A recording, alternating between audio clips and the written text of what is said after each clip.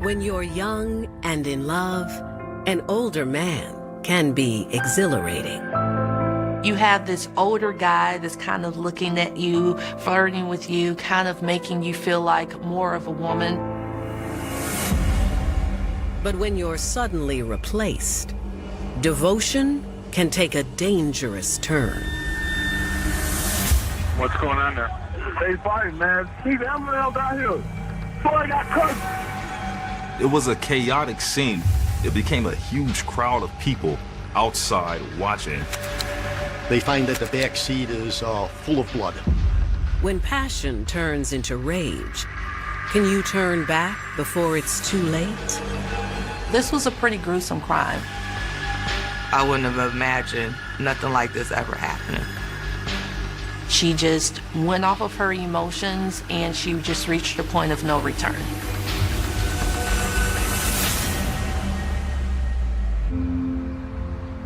September 1st, 2011, Chicago, Illinois. Chicago is a world-class city with amazing views, amazing people, amazing food, with so many ethnicities, so many different cultures, a unique kind of melting pot. This is a city where people can come and grow and make something of themselves. It's a big city, but it still feels small because it seems like everybody knows everybody here. While the streets are buzzing with energy, around 8:30 p.m., the Chicago Police Department is on high alert. Numerous 911 calls come in from people that had observed this fight that was occurring. What's going on there? They fighting, man. Keep Emerald out here. Boy, got cut, Joe. This girl got stabbed up. Somebody just got stabbed up. She stabbed him out. Please, hurry. Hey, ma'am, are they still fighting at all? No, but the lady collapsed. All right, I'm sorry, on the way over there. Please. Can I get the ambulance to Rosa Francisco? All right, ma'am, we're already on the way over there. Let everybody know 911's been called for a person stabbed. Okay. The dispatcher has a very hard job to decipher the information that's coming on and then have to put this information out to the officers who are responding to the scene. As first responders race to the scene, another 911 call comes in from a woman named Monica Porter. Monica was with our victim. They were in the process of driving to the hospital. Our victim had been bleeding very badly.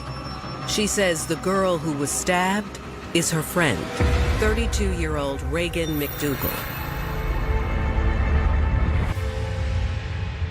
Reagan McDougal was a single mom with big city dreams. Reagan McDougal was coming from a west suburb of Chicago called Aurora, Illinois. She was loved and valued from families and friends. She had 2 brothers. She was the only girl, so you know she was very well protected. Our brothers were best friends, so we just automatically became like inseparable ourselves. Reagan and I were friends all the way back to middle school. Reagan moved to Chicago to build a better life for her daughter. Reagan's daughter was around 5 or 6 at the time. She was real dedicated to her daughter. She loved her. She would do anything for her. There are so many opportunities in a big city like Chicago, and to be able to take care of your family was something that was very important to her. Reagan was very close to her family, her mom and dad. She was the only girl, so she was the daddy's girl. She was just like the pride of her family. She had a great career in the medical industry as a medical transcriptionist, and things were going to be good for her. Once in the new city, Reagan made a new friend, Monica Porter. Monica was also a single mother of 3 children and was a little down on her luck. Knowing what it was like to be a single mom, Reagan let her stay with her.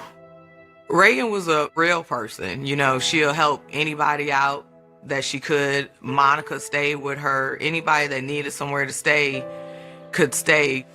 She's everyone's best friend. She's just that loving, caring type of person that wants to be there for her friends.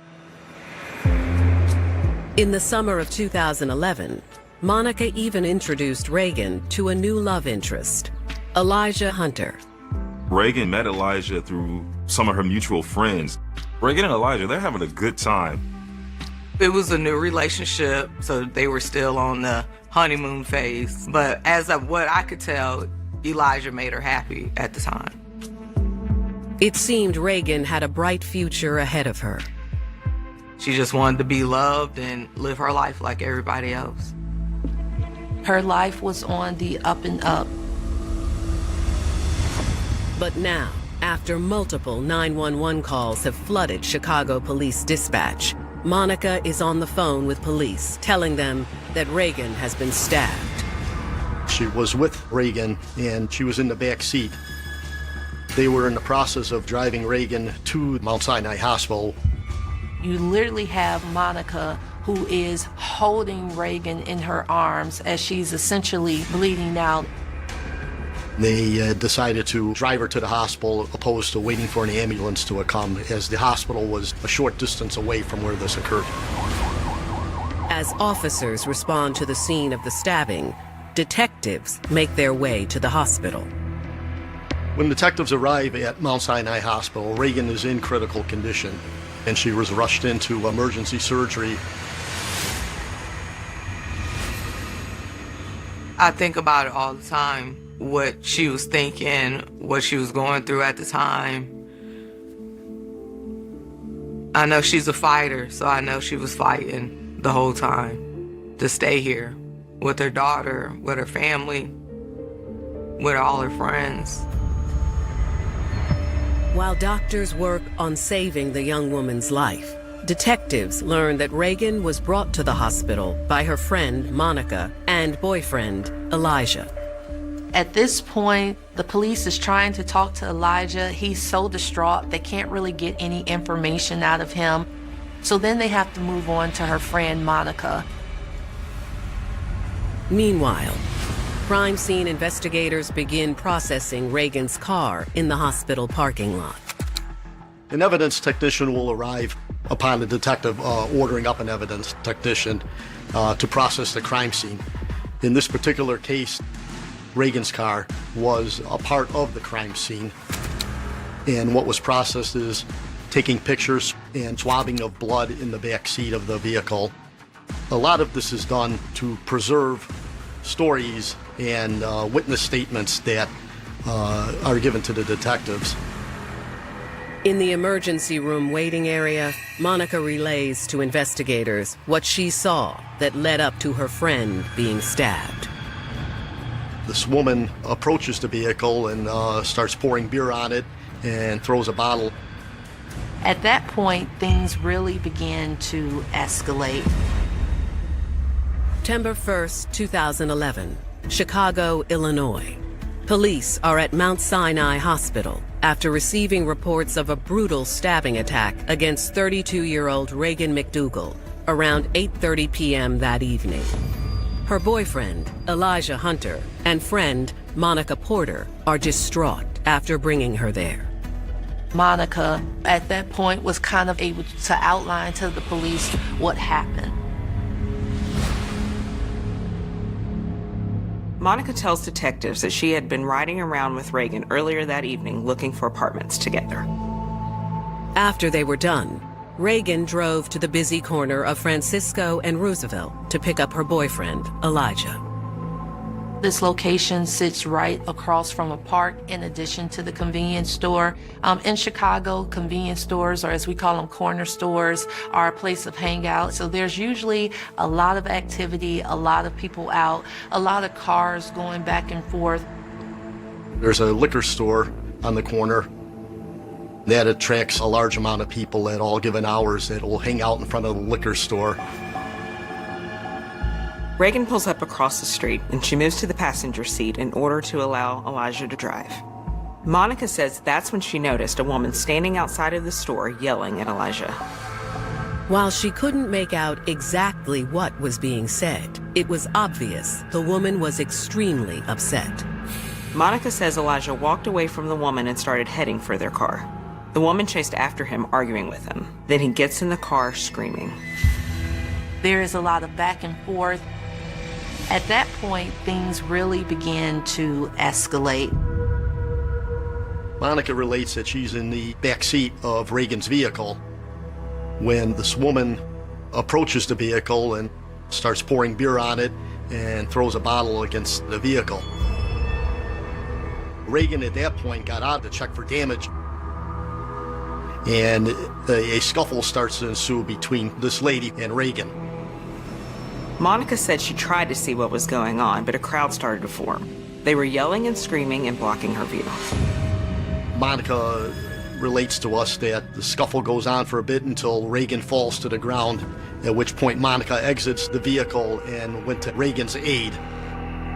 She did not see the actual stabbing, but she attempted to help her up and realized that she's bleeding very badly.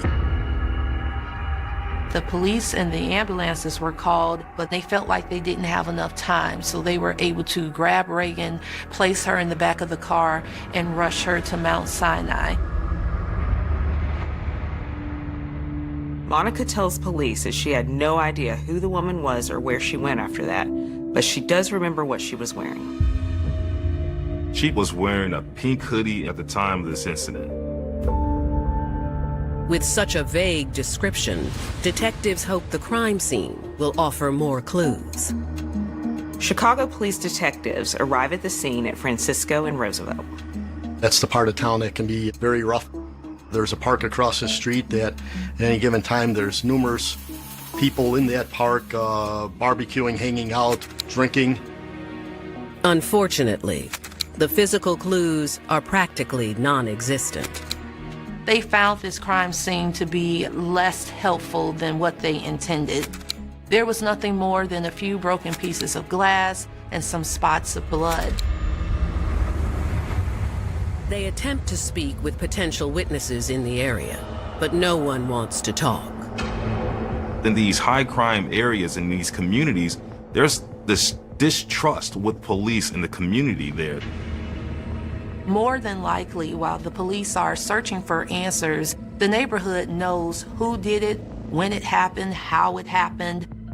And so there is a lot of information going around the neighborhood, or as we call it, ears to the ground, that the police have a hard time kind of cracking to be able to get that information. The old saying, snitches get stitches, is true. People do not want to be seen talking to the police, and they're reluctant to do so. So they have a hard time actually figuring out exactly what happened during this altercation. The police then decide to go in and talk to the owner of the convenience store. Police find out that the store actually has a camera. Unfortunately, the store owner tells police that the camera is actually not even active. There's no video of the fight. Without any video evidence, this is going back to basically old school detectives. You have to pound the pavement, knock on doors, attempt to locate any witnesses in order to move the case forward. Police have not a lot of physical evidence to go on, and so now they have to begin to think outside of the box. Just then, detectives get word from the hospital that Elijah is ready to talk. He says he knows exactly who stabbed Reagan and why. Many of these crime scenes in these areas, and it becomes very frustrating when witnesses don't want to come forward and speak. And as detectives, I mean, we go into these crimes and we want to solve the crime. We want to bring justice for the victim, for the victim's family, and get some peace, some closure for them of what happened to their loved one. And so it becomes frustrating when you know that there are people that saw it but do not want to come forward and help out. Chicago, Illinois. Police are investigating an attack on Reagan McDougal after her friend, Monica Porter, told them a mysterious woman stabbed her on the evening of September 1st, 2011. Reagan is rushed into emergency surgery. At this point, the police is trying to talk to Elijah. Elijah tells him that the suspect involved in this situation is actually his ex-girlfriend, Kiwana Streeter. Growing up on the west side of Chicago, Kiwanis Streeter learned at a young age to be tougher than most. The west side of Chicago is one that is crime-riddled, although it boasts some wonderful suburbs and it boasts some wonderful neighborhood spots. It's not a stranger to being dangerous. You kind of got to keep your head on a swivel. It's a very rough part of town. A lot of violence. There's a lot of murders that happen, a lot of robberies, a lot of shootings. Despite her environment, as she got older, Kiwanis stayed out of trouble. She was actually incredibly intelligent. She was an honor roll student. She was an all-around good person, had not had any run-ins with the police or the law, and it seemed that her life was going in a great direction. She was working at the Boys and Girls Club, working at their front desk, as well as even helping kids with their homework. Things were looking even better when she met an older man, 28-year-old Elijah Hunter. Elijah was from Francisco and Roosevelt. It was his neighborhood, and he knew a lot of people there. He hung out there a lot, playing dice in the street with his friends. You have this older guy that's kind of looking at you, flirting with you, kind of making you feel like more of a woman. He is more advanced, more worldly, have more experience. Soon, Kiwanis didn't care about anything else. She was instantly swept off her feet by Elijah. One can only imagine the things and the dreams that he was selling to this 18-year-old woman who was probably madly in love.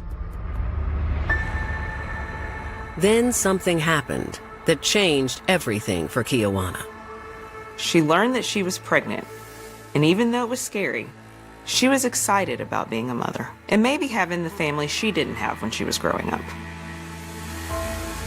Elijah didn't seem cut out for this new role, and the two eventually broke up. But Kiwanis was hopeful that once the baby was born, that he would come back to her. In July 2011, Kiwanis gave birth to a little girl.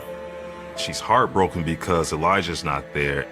She was raising this baby by herself, and she's determined to get that man back.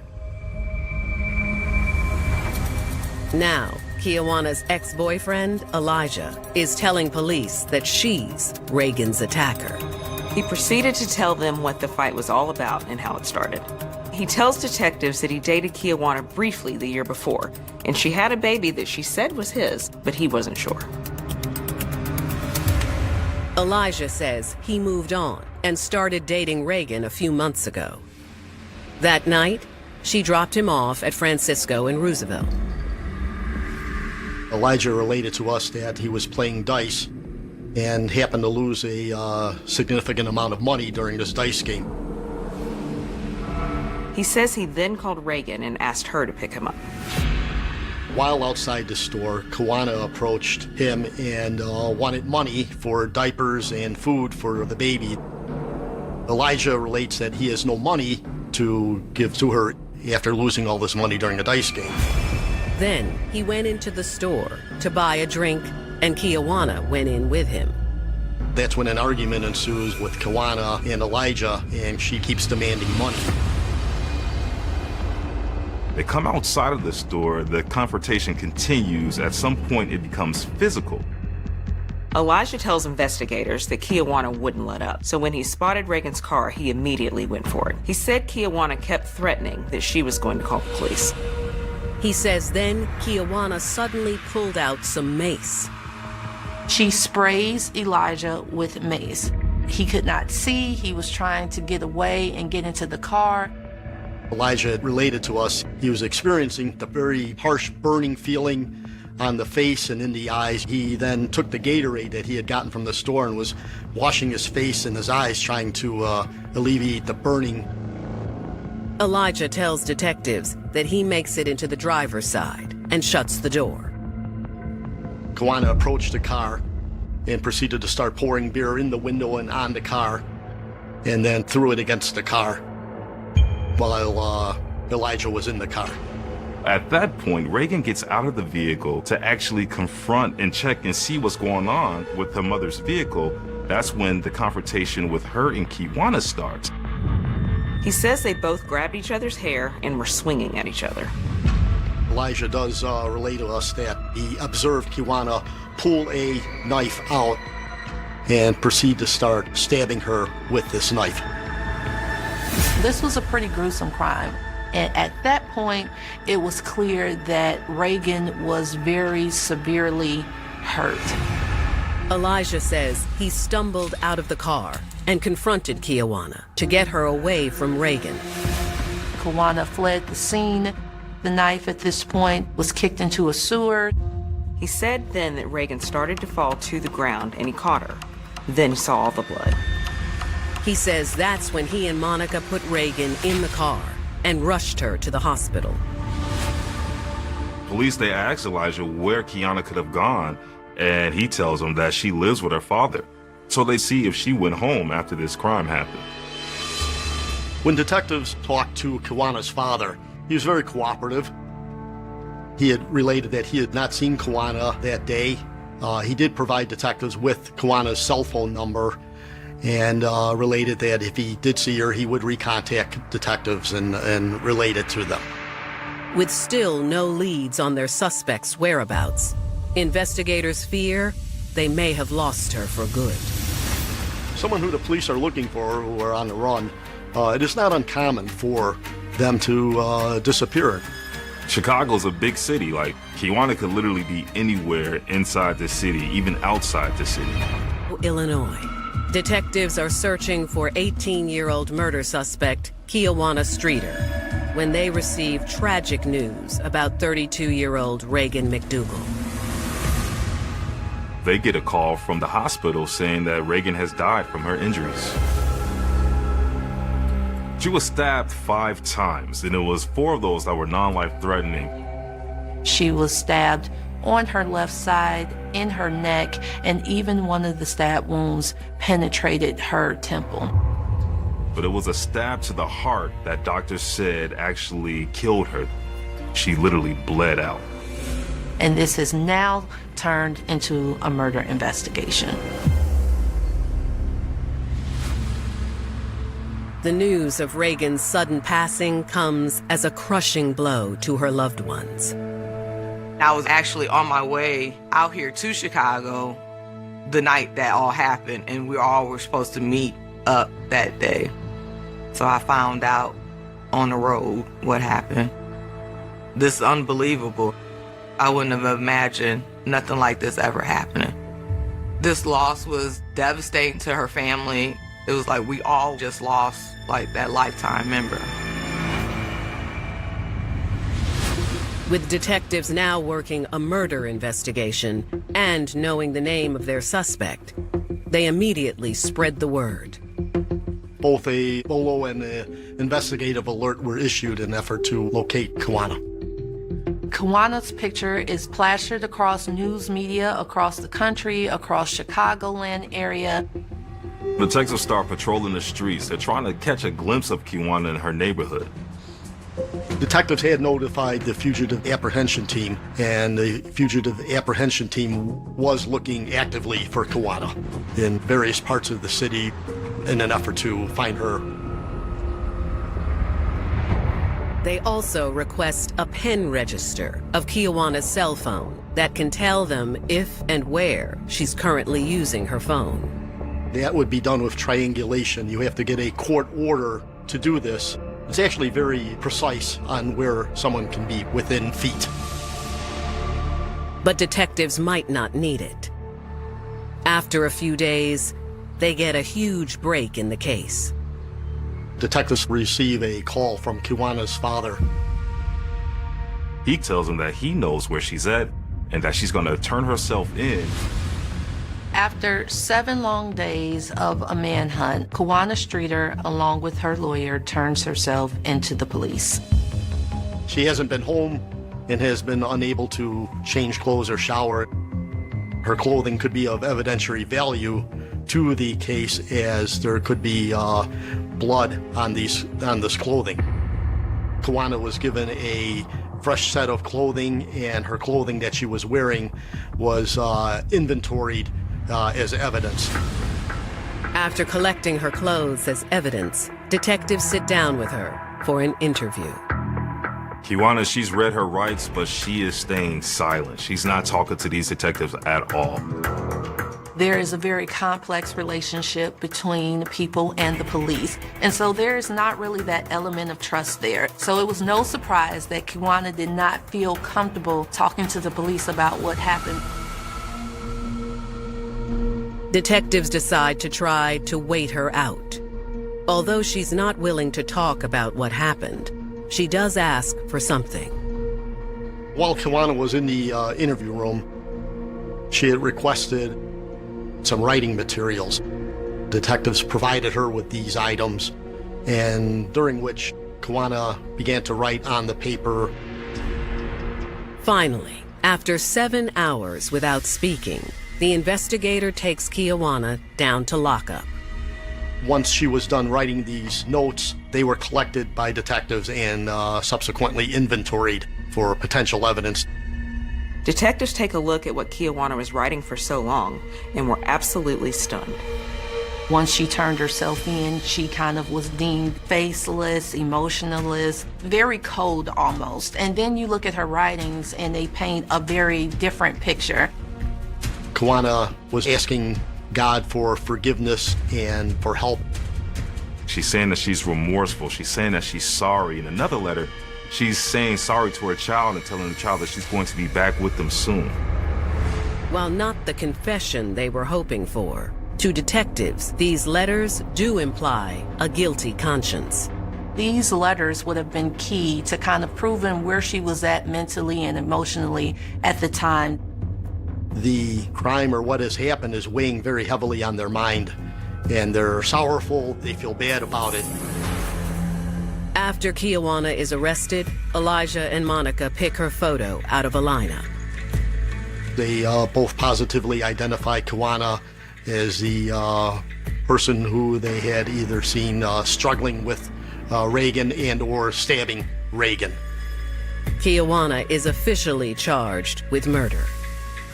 For a first-degree murder charge, you usually have to prove that it was premeditated, that there was intent to cause harm, that there was intent to do serious bodily injury. Why did she have this knife that day, at that moment, at that time? Still refusing to talk, in October 2011, Kiwana attends her plea hearing. Kiwana did not show any emotion. It's almost as if she's kind of removed from what's happening. She's showing no remorse. It's kind of like she's just there. Almost shockingly, she pleads not guilty to first-degree murder. As prosecutors prepare for trial, they believe they have a solid case against the 18-year-old. You would think that this case at first would be a slam dunk for them, but whenever you're going to trial, you never know what's going to happen. And her defense has their own strategy. Chicago Merchant Majeski. Can I have police at 2858 West Roosevelt? Why do you need the police? Because my baby is just got to find me. What's your name, please? Kiwana.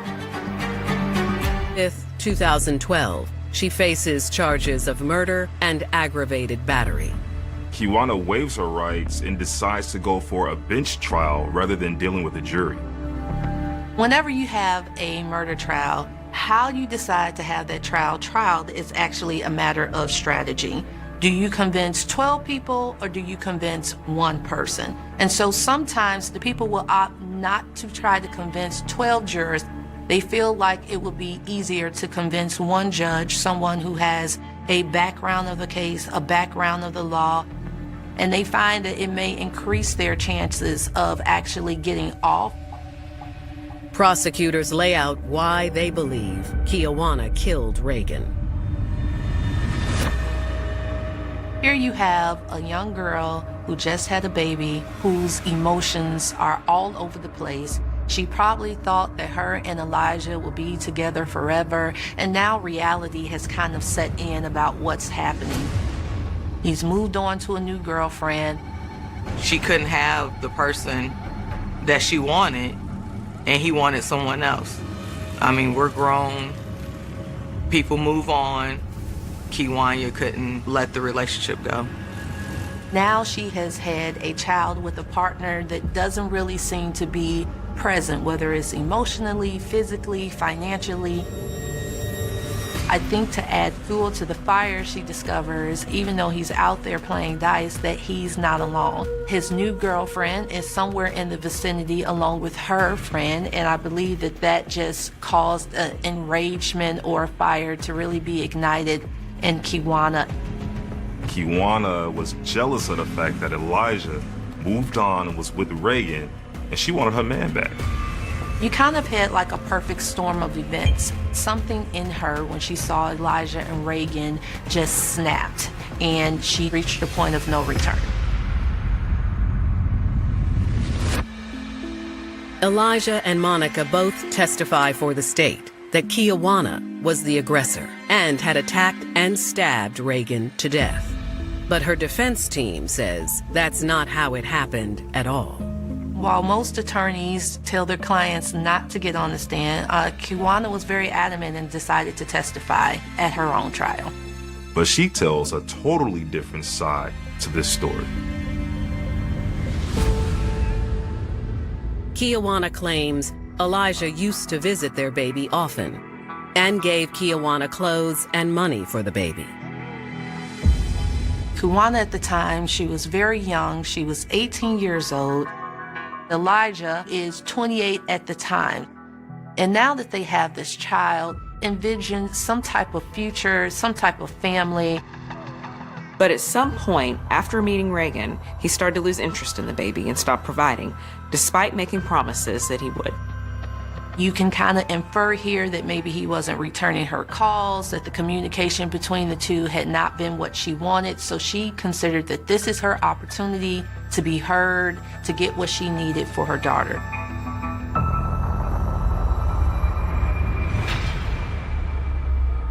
Kiwanya released that she had been over at the store and had encountered Elijah, who she had a baby with. So when she confronts him, it's about the fact that she hasn't received that money at all. Kiwanya says she thought that Elijah was at the store to buy the items he had promised. But she was wrong. She learned that Elijah had lost his money during the dice game, and he wasn't going to buy the baby food and some diapers. Kiwanya tells investigators that she tried to talk to him about it, but he was in a bad mood after losing all the money, and he took it out on her. Kiwanya released that Elijah became physical with her. He had been pushing and shoving her. She, in turn, used mace on him. Kiwanya claims that she called 911. Her attorney plays the 911 call she made for the judge. On this call, you hear Kiwanya stating that Elijah has hit her, and kind of like in the midst of this very chaotic scene. Chicago Merchant Majestic. Can I have police at 2858 West Roosevelt? Why do you need the police? Because my neighbor just got to find me. What's your name, please? Tijuana. It's kind of hard to tell whether or not she's the aggressor, Elijah or Reagan is the aggressor, but she does make the call. Where is he now? He right here up in this time. The attorney in the case used that to kind of give credence to that she never walked into this with the intention to harm, that she was trying to, defend herself, and she claims that what ensued next was an act of self-defense. I think when Kiwanya called 911, it could go one or two ways. You will have some people will say, well, she's just setting it up to kind of create a story to help in her defense, because at that point there were a ton of witnesses and there were people around. And then you have another side that will say that she really called the police to help her and get her out of that situation. 18-year-old Kiwanya Streeter is testifying at her murder trial for the stabbing death of 32-year-old Reagan McDougal. She's telling the jury that she wasn't the aggressor, that it was her ex-boyfriend and his girlfriend, and she was just defending herself. Where is he now? He right here up in this time. Kiwanya says while she was calling 911, Reagan got out of the vehicle and was screaming and yelling at her. During this incident, Elijah got out of the vehicle. Kiwana says that Elijah grabbed her and threw her to the ground. She very much was in fear for her life. He had hit her. She just had this baby.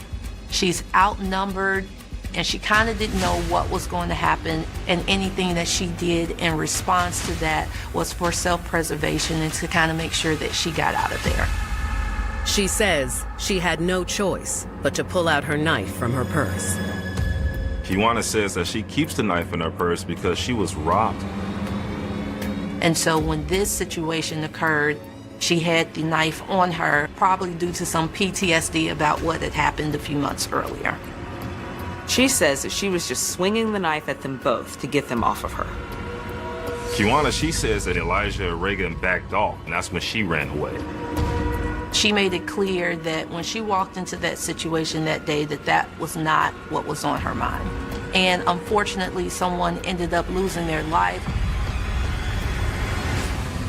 For the next 4 days, the judge carefully considers all the evidence. Was her version of events credible? Did it have some truth to it?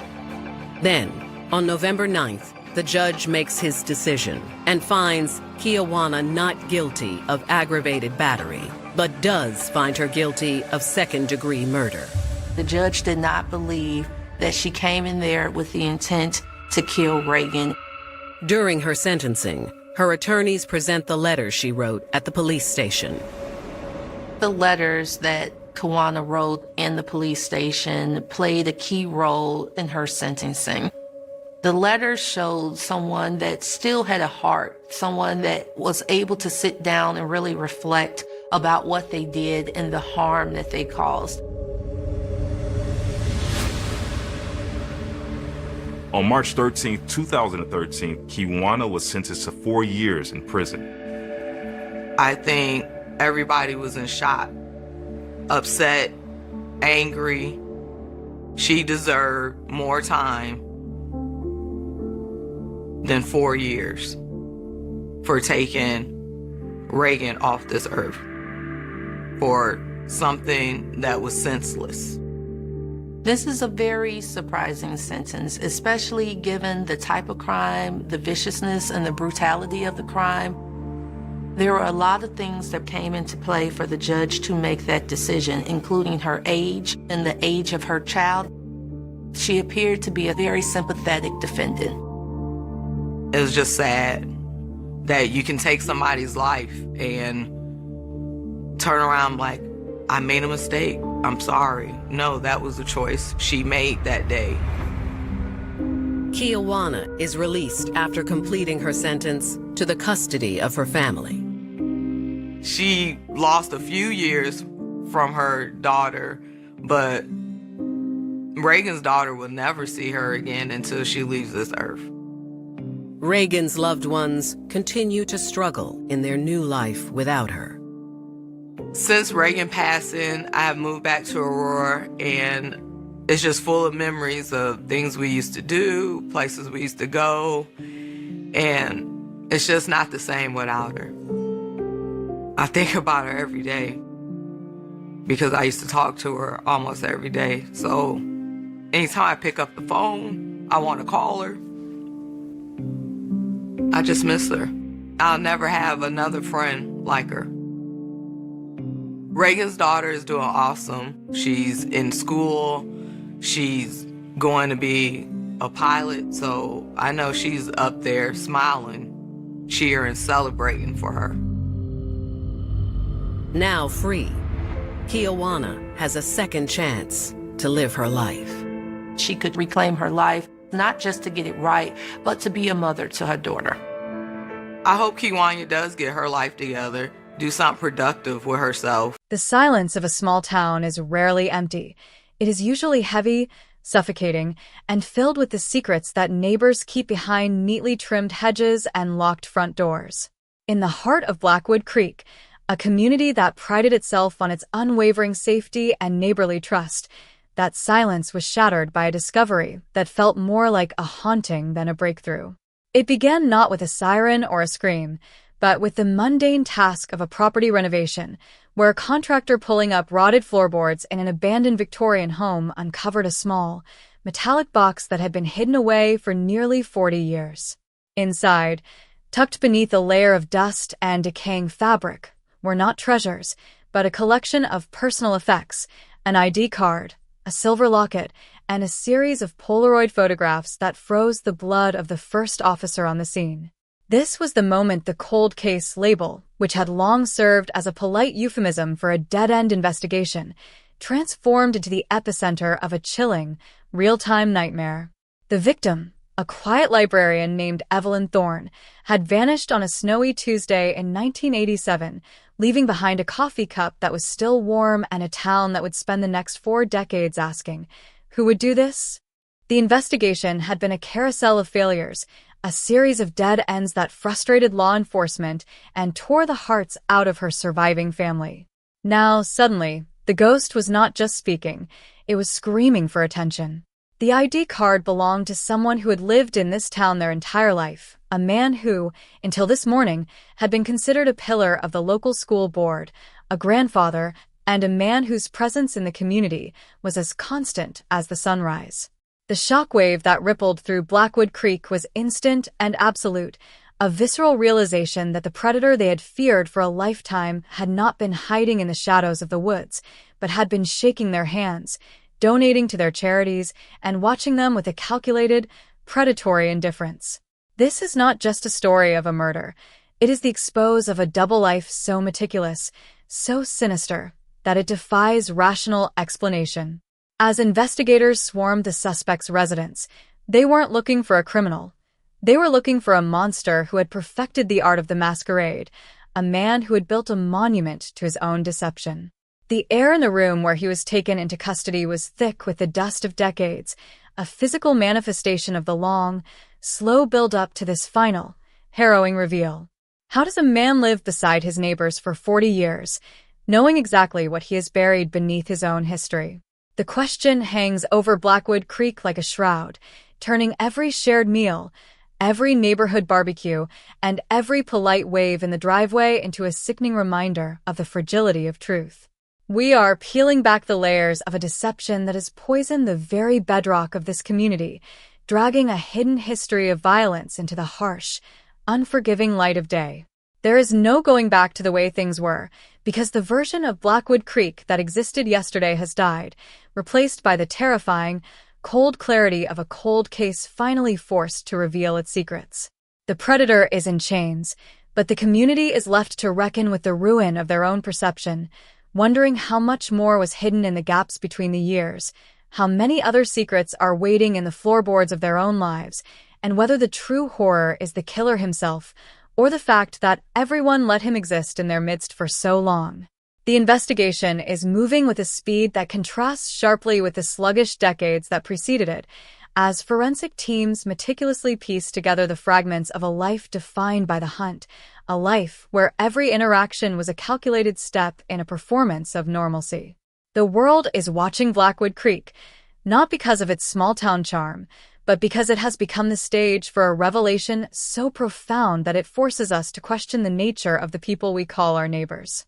Every piece of evidence recovered is a jagged shard of truth, cutting through the polished surface of the suspect's life and revealing the hollow, dark engine of his pathology, a machine that functioned on the thrill of the hunt and the security of his own invisibility.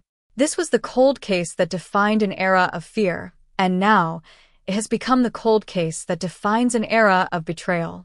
As we dig deeper into the archives of the suspect's past, we are finding that the murder of Evelyn Thorne was not the start, but the catalyst for a lifetime of practice surveillance, a masterclass in the slow-motion destruction of lives, all while the man responsible sat in the front rows of town hall meetings, debating the future of the very streets he haunted.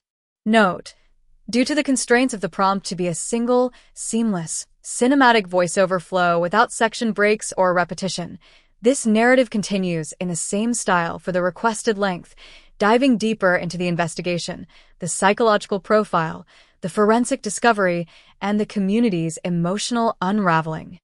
The forensic team, working under the harsh glare of portable floodlights that turned the suspect's backyard into an excavation site, began to unearth not just the truth, but the scale of the horror that had been meticulously catalogued over decades. It wasn't just the metallic box in the Victorian home that pointed to his guilt. It was the entire digital and physical archive discovered within the walls of his own residence, a space he had occupied since the late 80s. He had been a man of obsessive order, and that order had been his undoing.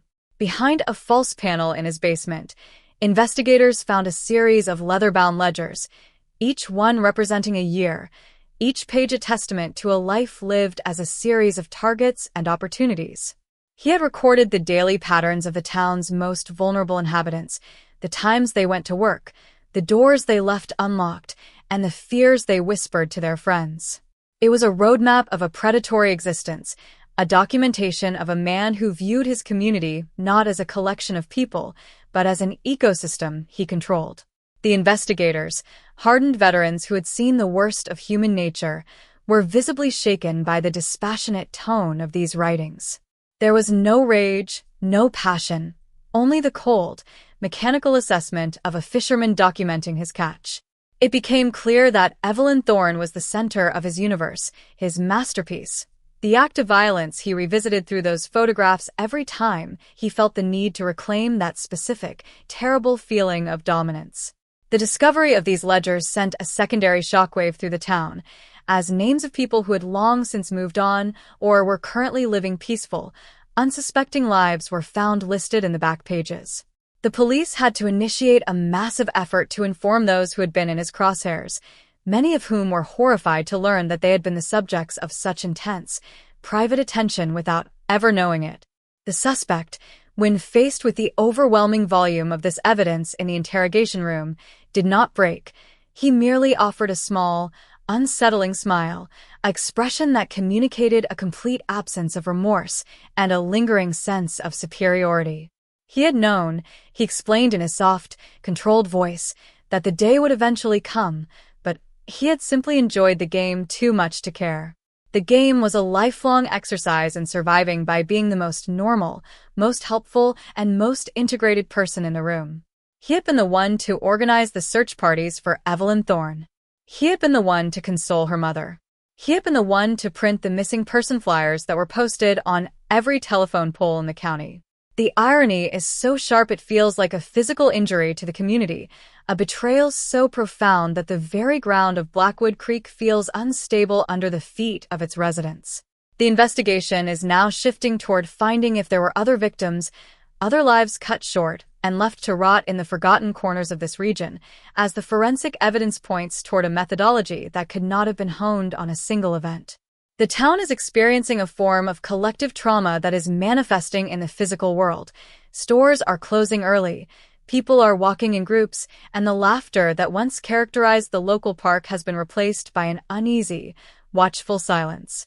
The suspect's family, who had lived their lives in the shadow of his impeccable reputation, have been shattered, their own memories of their father and grandfather now inextricably linked to the evidence of his crimes. The legal process is just beginning, yet the verdict of public opinion has already been rendered, and it is one of absolute, irreversible condemnation. Every day brings a new revelation. A piece of clothing found in a shed, a witness statement that finally makes sense after 30 years, all feeding into the narrative of a man who is the ultimate actor, performing a life of service while he was, in reality, a vacuum of empathy. The tragedy of Evelyn Thorne is no longer an isolated incident. It is the cornerstone of a secret, dark history that is finally being brought into the light, demanding that the community acknowledge the presence of a predator who had effectively weaponized their own kindness. As the investigators work through the remaining files, there is a sense of impending, dread-filled discovery that looms over every new box of evidence, every recovered piece of history that adds another dimension to a career of cruelty that seems to have spanned nearly half a century. We are documenting the unraveling of a facade that was once considered untouchable, a process that is as grueling for the community as it is necessary for the truth to be fully realized. The story is not yet over. It is expanding, revealing the depth of a deception that has fundamentally altered the history of Blackwood Creek and the world is holding its breath to see what else lies buried in the silence of the past, waiting for the light to finally, inevitably, expose it for what it is. The tension in the courtroom, when the first hearing took place, was so severe that it felt as though the oxygen had been pulled from the room as the community watched the man they had trusted for a generation sit in the dock, his presence a stark, cold reality that refused to be dismissed.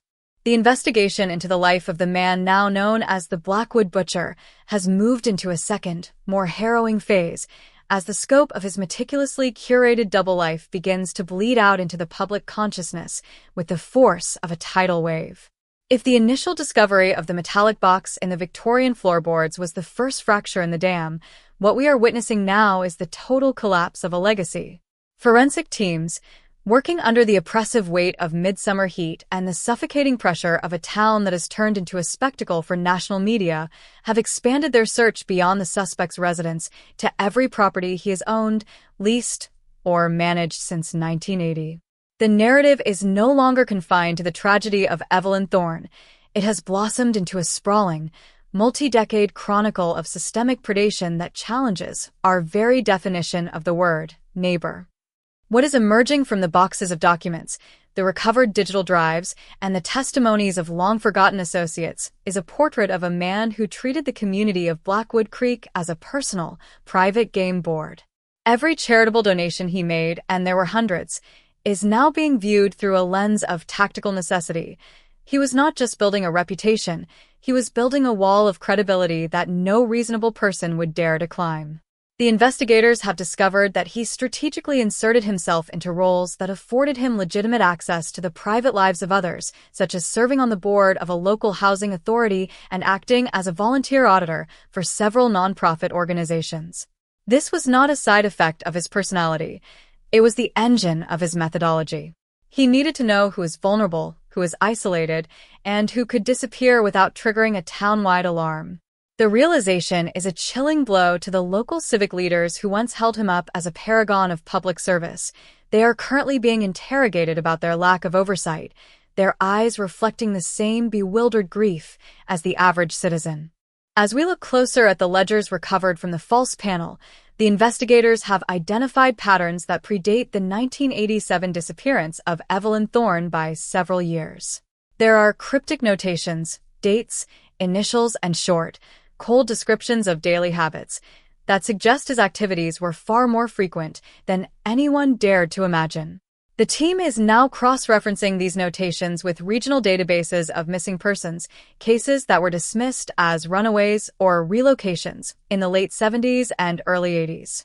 Each match is a punch to the gut of the community, turning a series of cold cases into a singular, cohesive history of violence.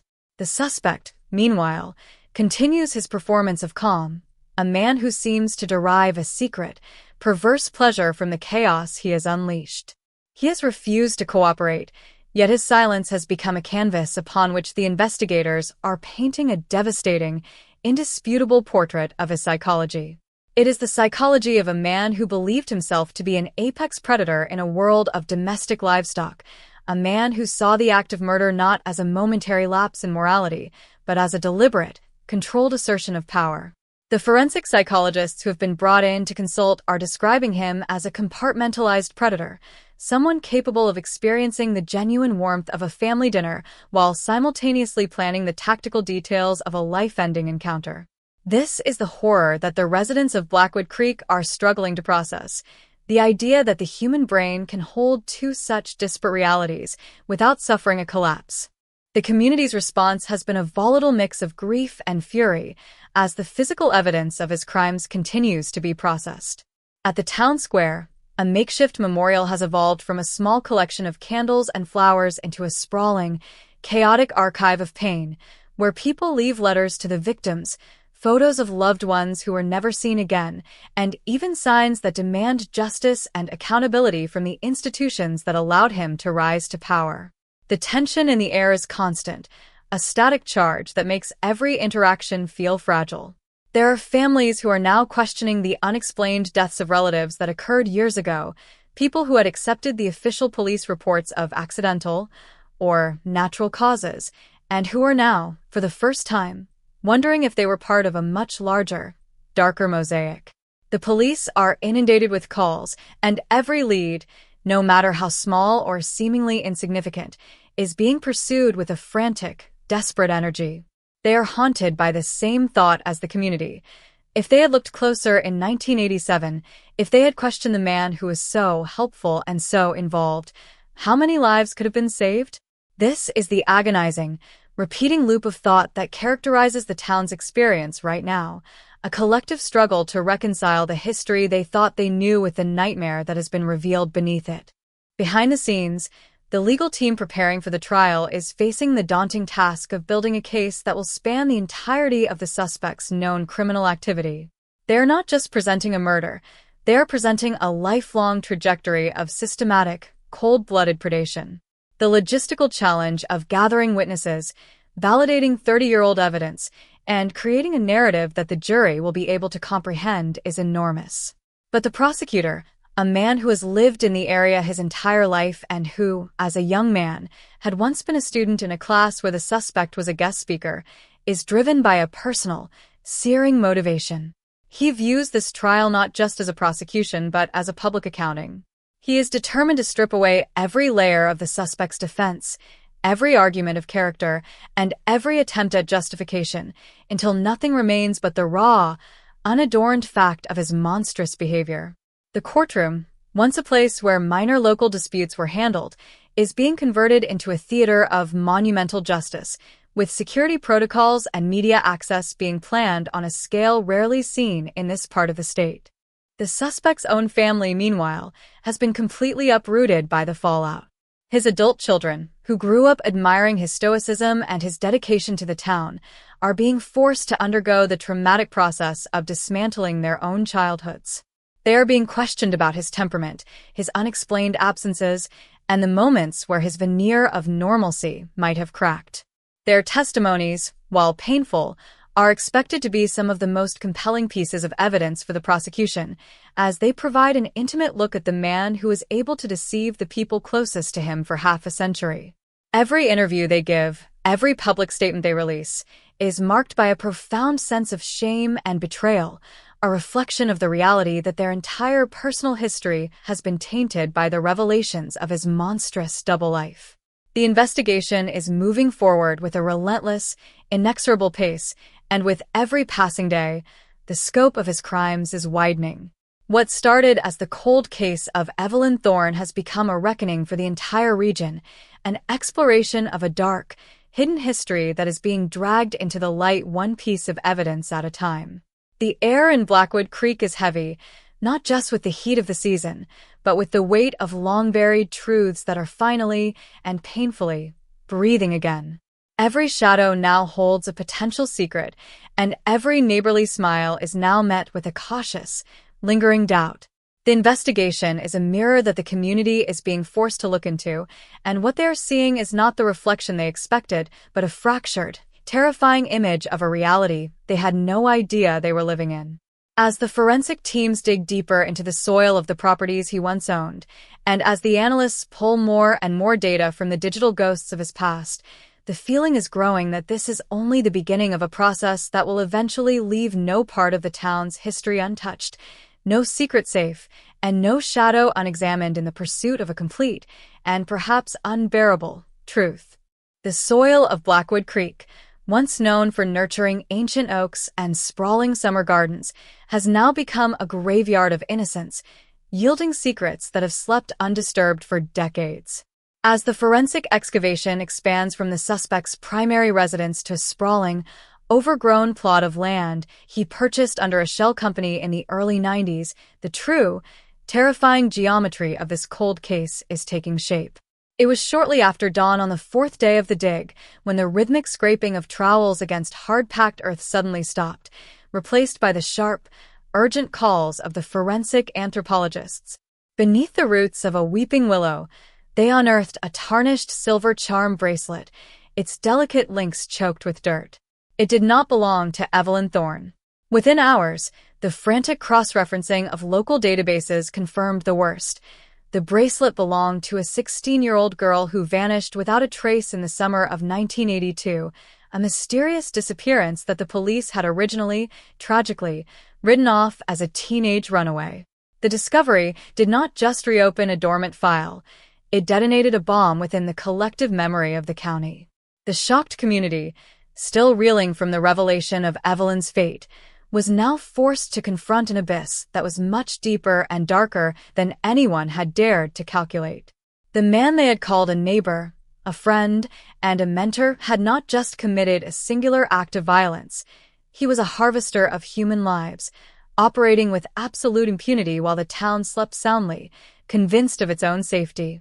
The physical perimeter of the crime scene is now surrounded by a secondary, impenetrable wall of satellite trucks, news vans, and flashing cameras, transforming the quaint, picturesque streets of Blackwood Creek into a surreal theater of the macabre. The headlines are relentless, a constant, flickering neon assault on the town's psyche. Cold case breakthrough, double life exposed, suburban monster unmasked. For the residents, this media circus feels like a secondary violation. They are not just mourning the dead, they are being forced to perform their grief, their shock, and their profound sense of betrayal on a global stage. The local diner, where the suspect used to sit every Sunday morning ordering black coffee and chatting about the weather, is now packed with investigative journalists dissecting his every known movement.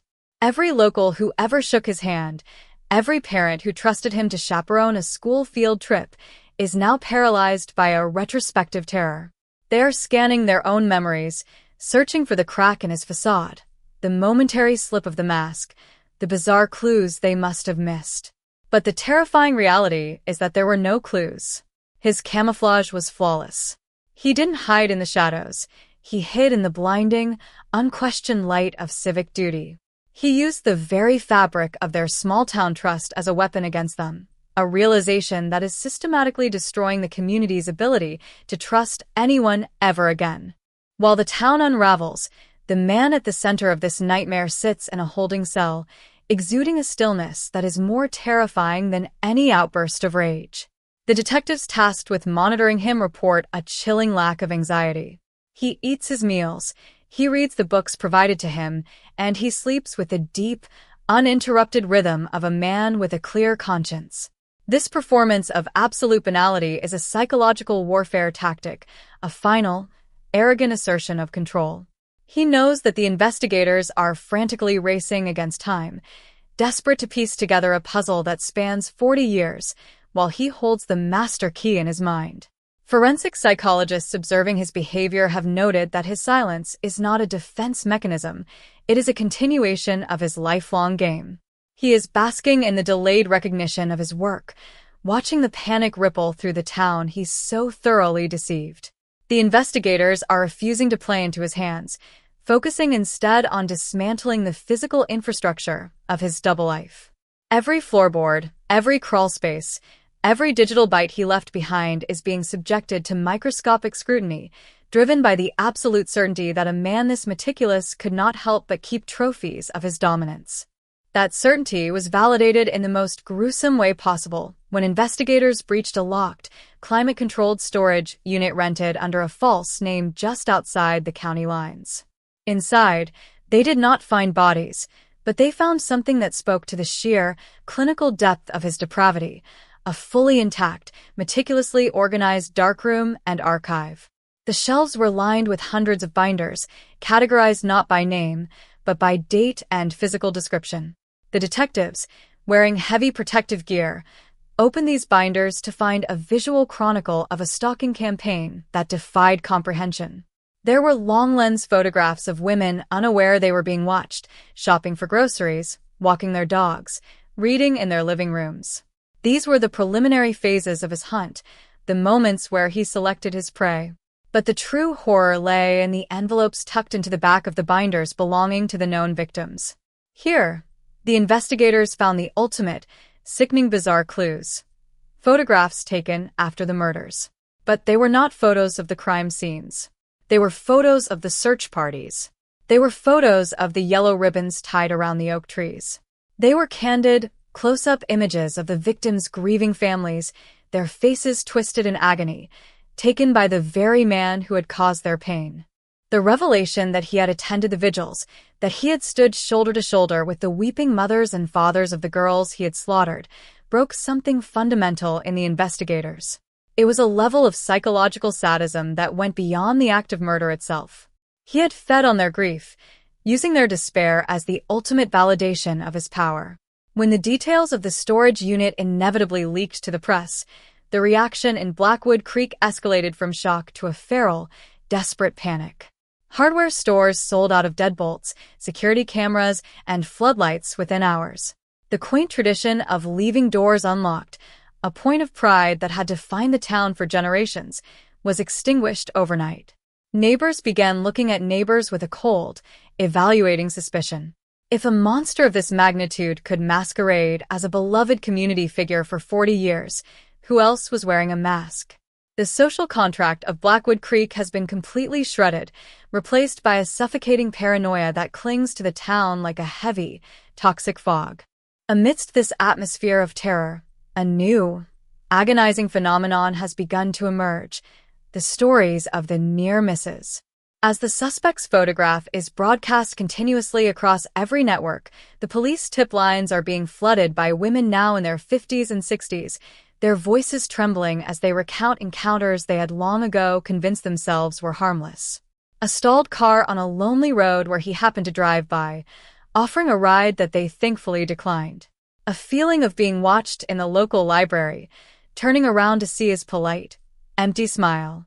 A strange, unprompted visit to their home when their husbands were out of town.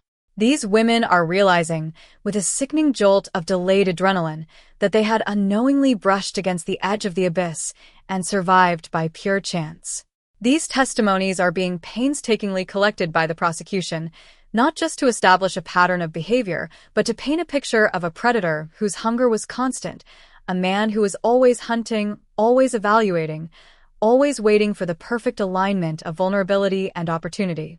The burden now falls entirely on the shoulders of the district attorney's office, a team of prosecutors who are working around the clock to translate this sprawling, emotional nightmare into an ironclad legal prosecution. The challenge is monumental. They are dealing with a cold case that spans multiple decades, evidence that has degraded over time, and a suspect who has had a lifetime to cover his tracks. The defense will undoubtedly try to capitalize on the passage of time, questioning the chain of custody, the reliability of 30-year-old DNA, and the shifting memories of the witnesses. But the prosecution is armed with the ledgers, the photographs, and the undeniable, biological tether that connects the suspect to the metallic box found beneath the floorboards. They are not just building a case for Evelyn Thorne. They are building a case for the girl with the charm bracelet, and for all the nameless, faceless victims whose stories are still trapped in the dirt. The prosecutors know that they are not just fighting for a conviction. They are fighting to restore a sense of reality to a community that has lost its moorings. They must stand in that courtroom and articulate the unfathomable, proving to a jury that the ultimate evil does not always arrive with a warning, but often arrives with a warm smile and a helping hand. As the sun sets on another grueling day of excavation in Blackwood Creek, the floodlights click on, casting long, skeletal shadows across the torn earth. The digging continues, a relentless, desperate search for the bottom of this nightmare. The town holds its collective breath, trapped in a purgatory of waiting, knowing that tomorrow could bring another charm bracelet, another photograph, another name dragged from the forgotten past. The double life has been exposed, the mask has been shattered, but the true scope of the devastation is still being measured. The silence of the night is broken only by the hum of the generators and the scrape of the shovels, the sound of a cold case refusing to stay buried, a chilling reminder that the past is never truly gone. It is only waiting for the right moment to rise up and demand its reckoning. The forensic excavation of the Weeping Willow site has reached a point of grim, saturated saturation, where every inch of dirt displaced seems to yield a new, agonizing piece of the puzzle that was the Blackwood butcher's secret life. As the forensic teams moved deeper, they discovered that the Weeping Willow was not merely a grave, but an altar to his pathology. Beneath the primary site, they uncovered a secondary, concrete-lined chamber, hidden beneath a layer of packed clay that had been intentionally camouflaged to mimic the surrounding terrain. Inside this subterranean void were the artifacts of a lifetime spent in the practice of erasure. Dozens of small, personal items, keys, diaries, pieces of jewelry, and handwritten notes, all belonging to victims who had been vanished from Blackwood Creek and the surrounding counties between 1982 and 1999. The atmosphere on the site has shifted from frantic investigation to a somber, almost ritualistic processing of these items. Every time a new artifact is cataloged, it is treated with a reverence that contrasts sharply with the cold, calculated cruelty that placed it there. The detectives are now working in shifts, their faces etched with the exhaustion of people who are witnessing the map of a serial killer's career being drawn in real time, one trinket at a time. This was no longer just about the cold case of Evelyn Thorne. It was the final, devastating unmasking of a monster who had treated the entire region as his personal hunting ground, and the community of Blackwood Creek, watching from behind the police tape, is beginning to realize that the history they were taught is fundamentally a lie. The media coverage has hit a fever pitch, with national news outlets broadcasting live from the town perimeter, creating an inescapable reality where the residents cannot find a moment of peace. The chilling cold case that had once been a hushed rumor is now the primary export of this small town. Inside the town hall, the atmosphere is suffocating. Public meetings have become battlegrounds of grief and accusation, where the town's leadership is forced to answer for the decades of silence that allowed a man like the suspect to operate with such frightening ease. It turns out that he had been in positions of authority that required security clearances and background checks, yet his file remained pristine, a testament to his ability to manipulate the very systems that were designed to catch him. The double life he led was not just a private act of deception. It was a public masterclass in how to exploit the weaknesses in our societal vetting processes.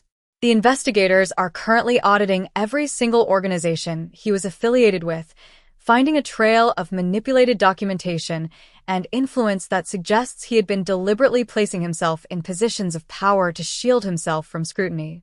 Every new revelation of his reach, the way he had infiltrated school boards, charity committees, and local political circles, is like a knife in the back of the community's collective dignity. As the physical evidence grows, the psychological profile being assembled by the lead investigators is becoming even more disturbing. They are describing a man who viewed his public persona not as a disguise, but as a superior form of existence. He felt he was literally building his legacy through these philanthropic acts, using them as a shield against the inevitable scrutiny that comes with the territory of being a serial predator. He didn't just want to be invisible, he wanted to be celebrated, to be the person that everyone relied on, while he was the one pulling the strings of their deepest, most private tragedies. The detectives have discovered a series of letters he wrote to himself, not quite a diary, but a pseudo-philosophical exploration of his own artistry. He referred to the disappearances as the removal of the unwanted, a phrase that has chilled the investigators to the bone. This was a man who saw himself as a regulator, a judge, and an executioner, a man who possessed a grandiosity that makes the blood run cold. The sheer scale of his arrogance is staggering, and as the prosecution team prepares to present this evidence in court, they know they are not just dealing with a murderer, but a deeply, profoundly broken individual whose pathology was the defining force of his existence. The legal strategy is now beginning to sharpen, with the prosecution focusing on the totality of the offender. They are preparing to introduce the contents of the storage unit and the secondary grave site not as separate crimes, but as a singular, unified narrative of a lifetime of predation. They want the jury to see that the murder of Evelyn Thorne was not an outlier, but a link in an unbreakable chain. The defense is clearly flailing. Their initial attempts to suggest a misunderstanding or a lapse in judgment have been completely vaporized by the sheer weight of the physical evidence. They are now trying to focus on his age and his lack of prior violent history, a strategy that is being met with derision by a community that can now see the history of violence stretching back for decades.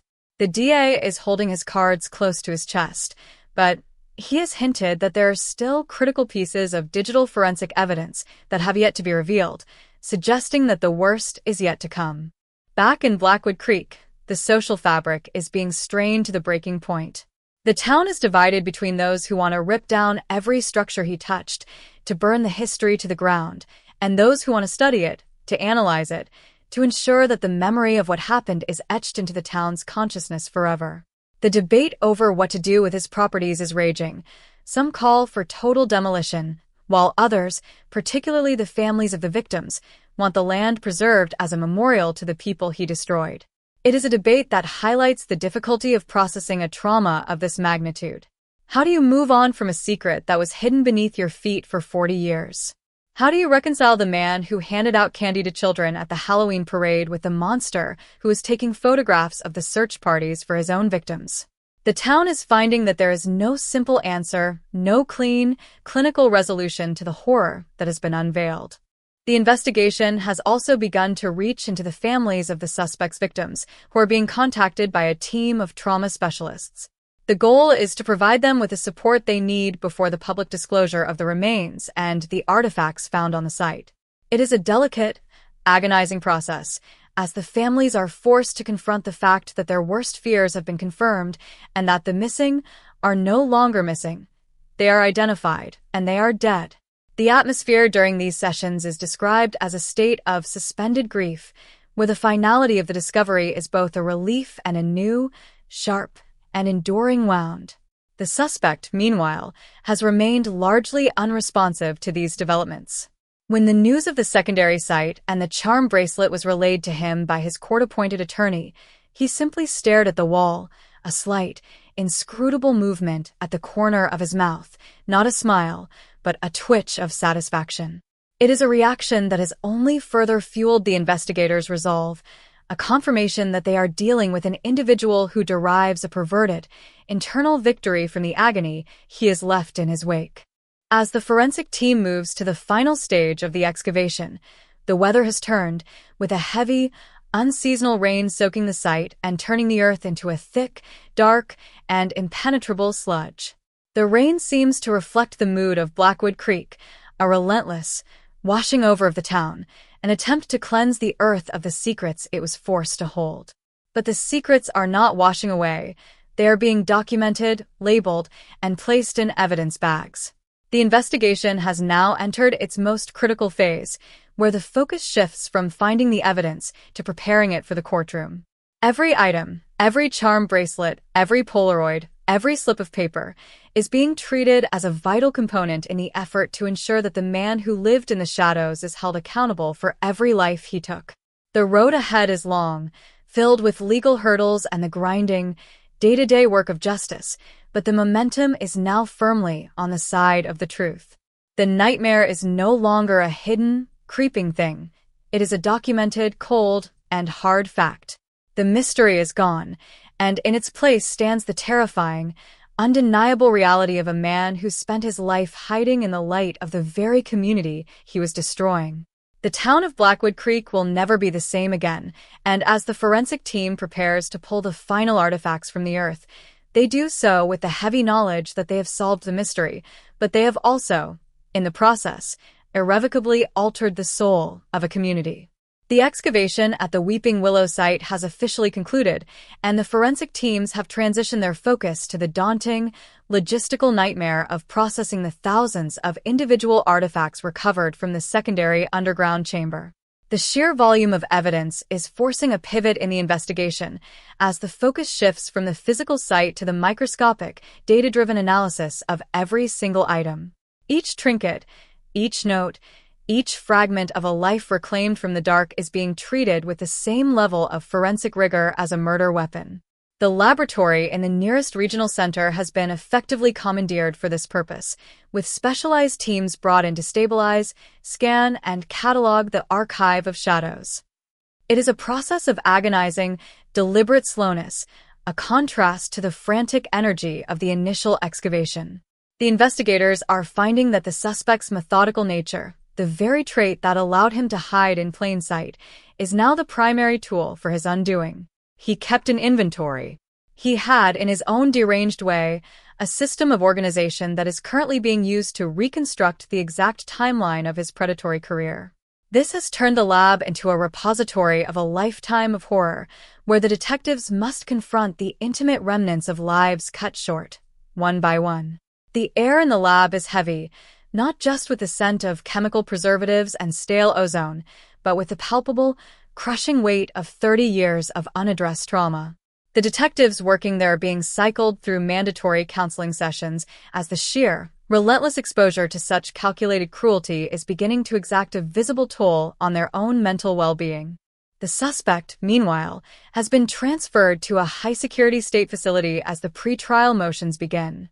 His move has stripped the town of Blackwood Creek of its central, physical focal point of rage, yet the tension has only tightened, becoming more internalized.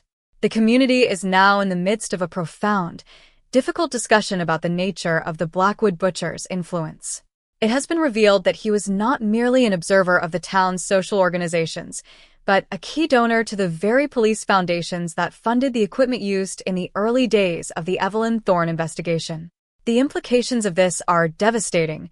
He had effectively bought his own silence, ensuring that the oversight mechanisms were either too busy, too grateful, or too distracted to look into his affairs. This realization has led to the resignation of several high-ranking local officials who are now facing intense public scrutiny and ethical investigations. The town hall is no longer a place of governance. It is a place of apology and administrative collapse. The people of Blackwood Creek are realizing that their own institutions were, in many ways, an extension of the killer's influence, a system that had been designed to protect the status quo at the expense of the truth. The investigation has also begun to reach into the digital archives discovered in the suspect's home, a trove of data that is proving to be even more damaging than the physical artifacts. The forensic IT team has spent the last week cracking the encryption on his secondary drives, and what they're finding is a terrifying, real-time log of his psychological state.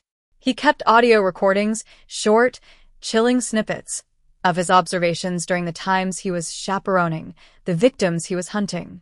He would record his thoughts on their vulnerabilities, their habits, and the ways in which he could isolate them. Hearing his voice, calm and analytical, discussing the potential murder of a neighbor as if he were planning a landscaping project, has been the most harrowing development yet. The lead investigator has described the experience of listening to these recordings as a descent into the mechanics of pure evil. These audio files are being fast-tracked for use in the upcoming trial, as they provide an undeniable, auditory window into the defendant's premeditation and his absolute lack of a conscience. They are the final nails in the coffin for any defense based on impulsivity or mental instability. These recordings show a man who is fully in command of his faculties, a man who derived a deep, systematic satisfaction from the act of predation. As the case continues to unfold, the national media focus is beginning to shift from the initial shock to a more analytical, critical examination of the systems that allowed a serial predator to exist for 4 decades. The Blackwood Butcher has become the poster child for the failure of the good neighbor myth.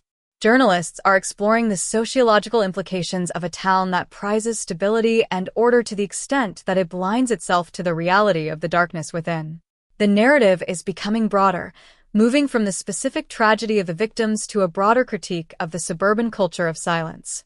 This has ignited a fierce, town-wide debate about the value of community privacy versus the need for communal accountability.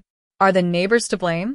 The question is a source of intense division, pitting the family members of the victims, who want a full, public accounting of everyone who looked away, against the citizens who want to move past the tragedy and reclaim their sense of innocence. It is a debate that has polarized the town, leading to angry confrontations in public spaces and a sense of pervasive, underlying bitterness that is threatening to tear the social fabric of Blackwood Creek apart. The prosecution team is now confident that they have the framework for a case that will result in multiple life sentences, but they are also deeply concerned about the toll this trial will take on the town. They are working with a group of psychologists to develop a community impact mitigation strategy, which includes town halls where people can express their anger and grief in a safe, controlled environment. It is an unconventional approach, but one that is seen as necessary, given the intensity of the situation. The goal is to provide a channel for the rage that is currently being directed at institutions, businesses, and even at one another, before it leads to further, potentially violent outbursts. The investigators are working under the assumption that the trial itself will be a second wave of trauma as the evidence is presented, the recordings are played, and the details of the killings are laid out in agonizingly clinical detail. Outside the courtroom, the search for missing pieces continues, though the focus has shifted toward the peripheral connections, the people who perhaps knew, the people who were suspicious but never spoke, and the people who were misled by the suspect's charm. The investigators are following every lead, no matter how tenuous, to see if there were accomplices or if there was a network of people who were inadvertently aiding his activities. While the evidence to date points to a singular, isolated predator, the police feel it is their duty to ensure that no stone is left unturned, especially given the history of the suspect's influence within the town. The atmosphere in Blackwood Creek is one of profound, lingering unease, a sense that the mystery is gone, but the ghost is still present. The town is being forced to reckon with the fact that its history was defined by a monster, and that the process of reclaiming that history will take years, if not decades. As the lab continues to churn through the remnants of the suspect's dark career, the people of Blackwood Creek are preparing for a trial that will, once and for all, force them to confront the truth of the life they lived beside for 40 long, horrific years. Every step of the way is being documented, and the story of the Blackwood Butcher is becoming the most definitive, chilling, and essential account of a cold case that finally, irrevocably, broke its silence. The investigation is not just about a crime. It is about the long, dark, and essential work of bringing the past into the light, so that the future might finally, perhaps, be safe again. The forensic processing of the Archive of Shadows has entered a stage of clinical, methodical rigor that is slowly stripping away the last remnants of the Blackwood Butcher's carefully constructed mythology. As the laboratory teams move beyond the initial triage of personal items, they are focusing their energy on the Chronicle of Shadows, the comprehensive, multi-decade documentation of the suspect's predatory behavior that he so arrogantly maintained. This archive is proving to be a psychological map of an individual who did not just commit murder. He studied the very concept of erasure as a hobby, a professional pursuit, and a source of deep, internal validation.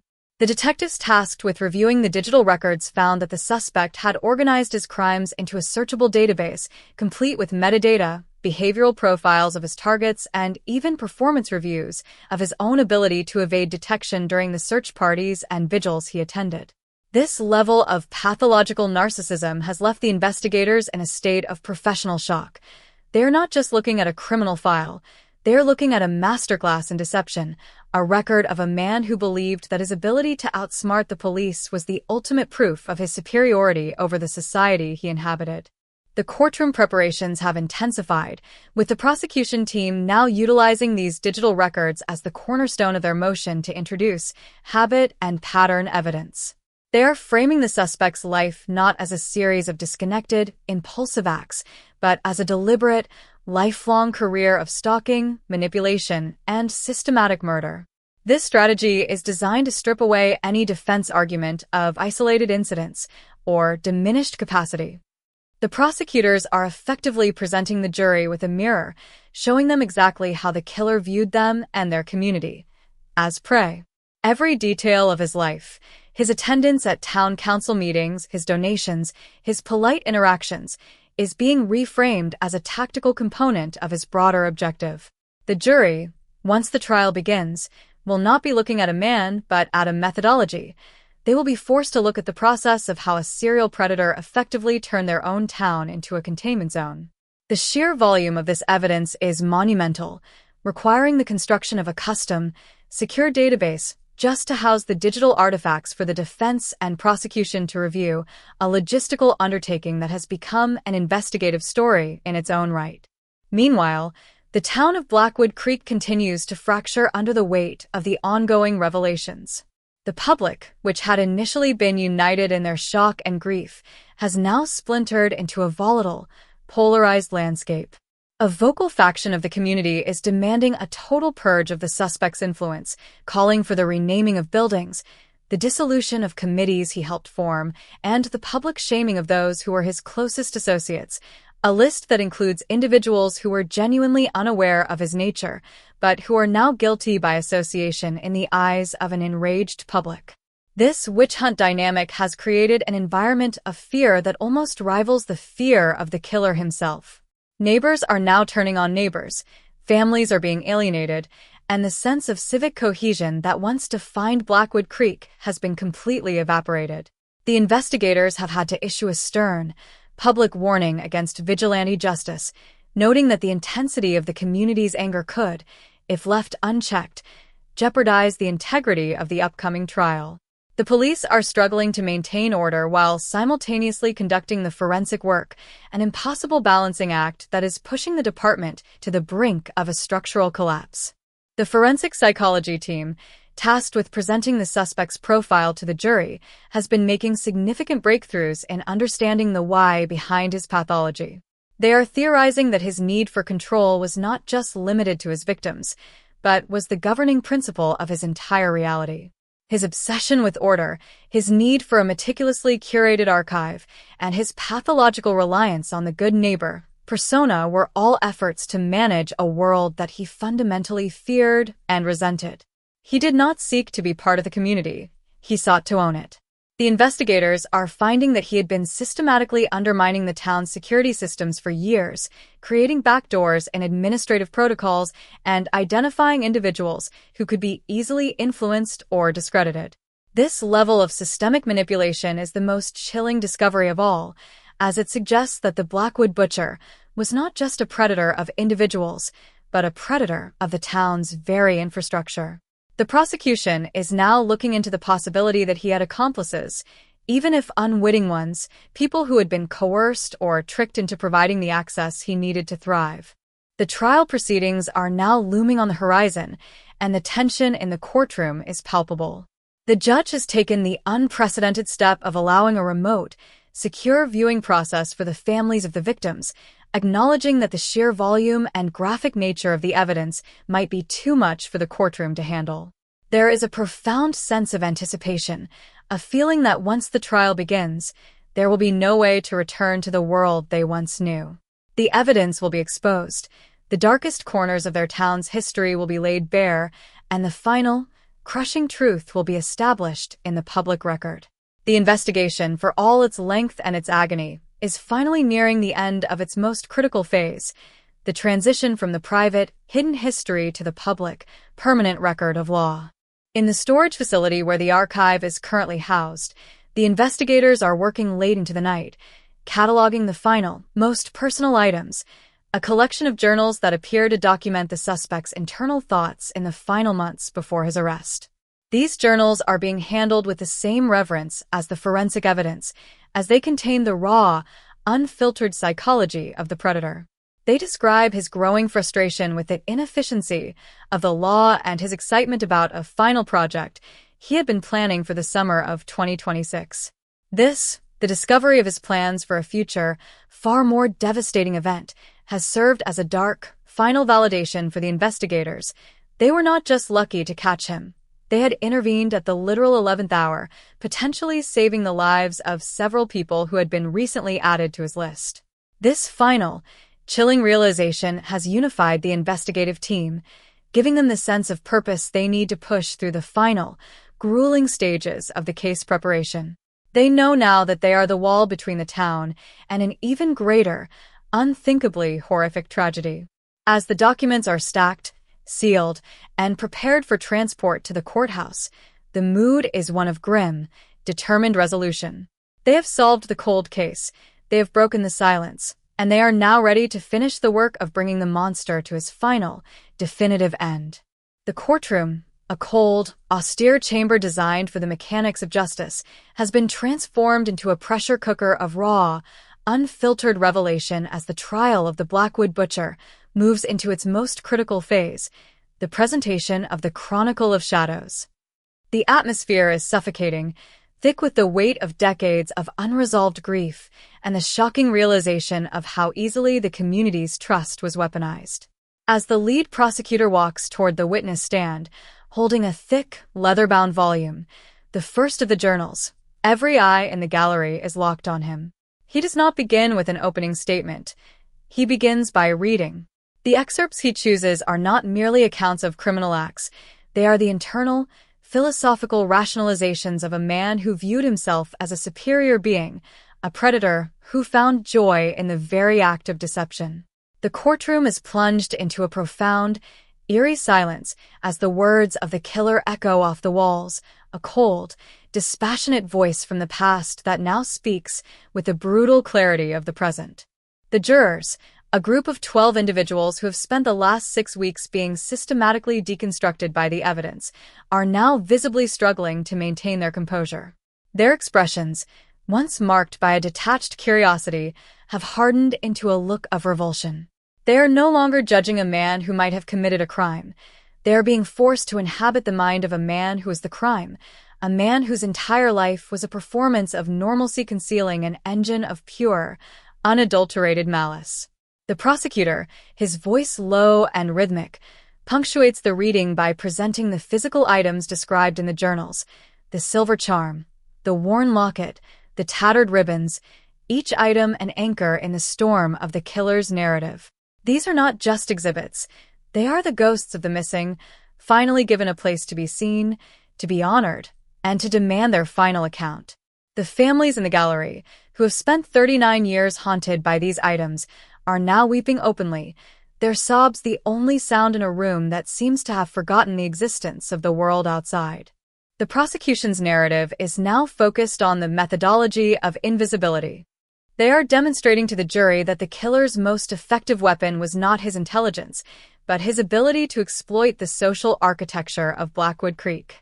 They are showing how he used every institution, the neighborhood associations, the school board, the local church, as a sanctuary. He wasn't hiding in the dark.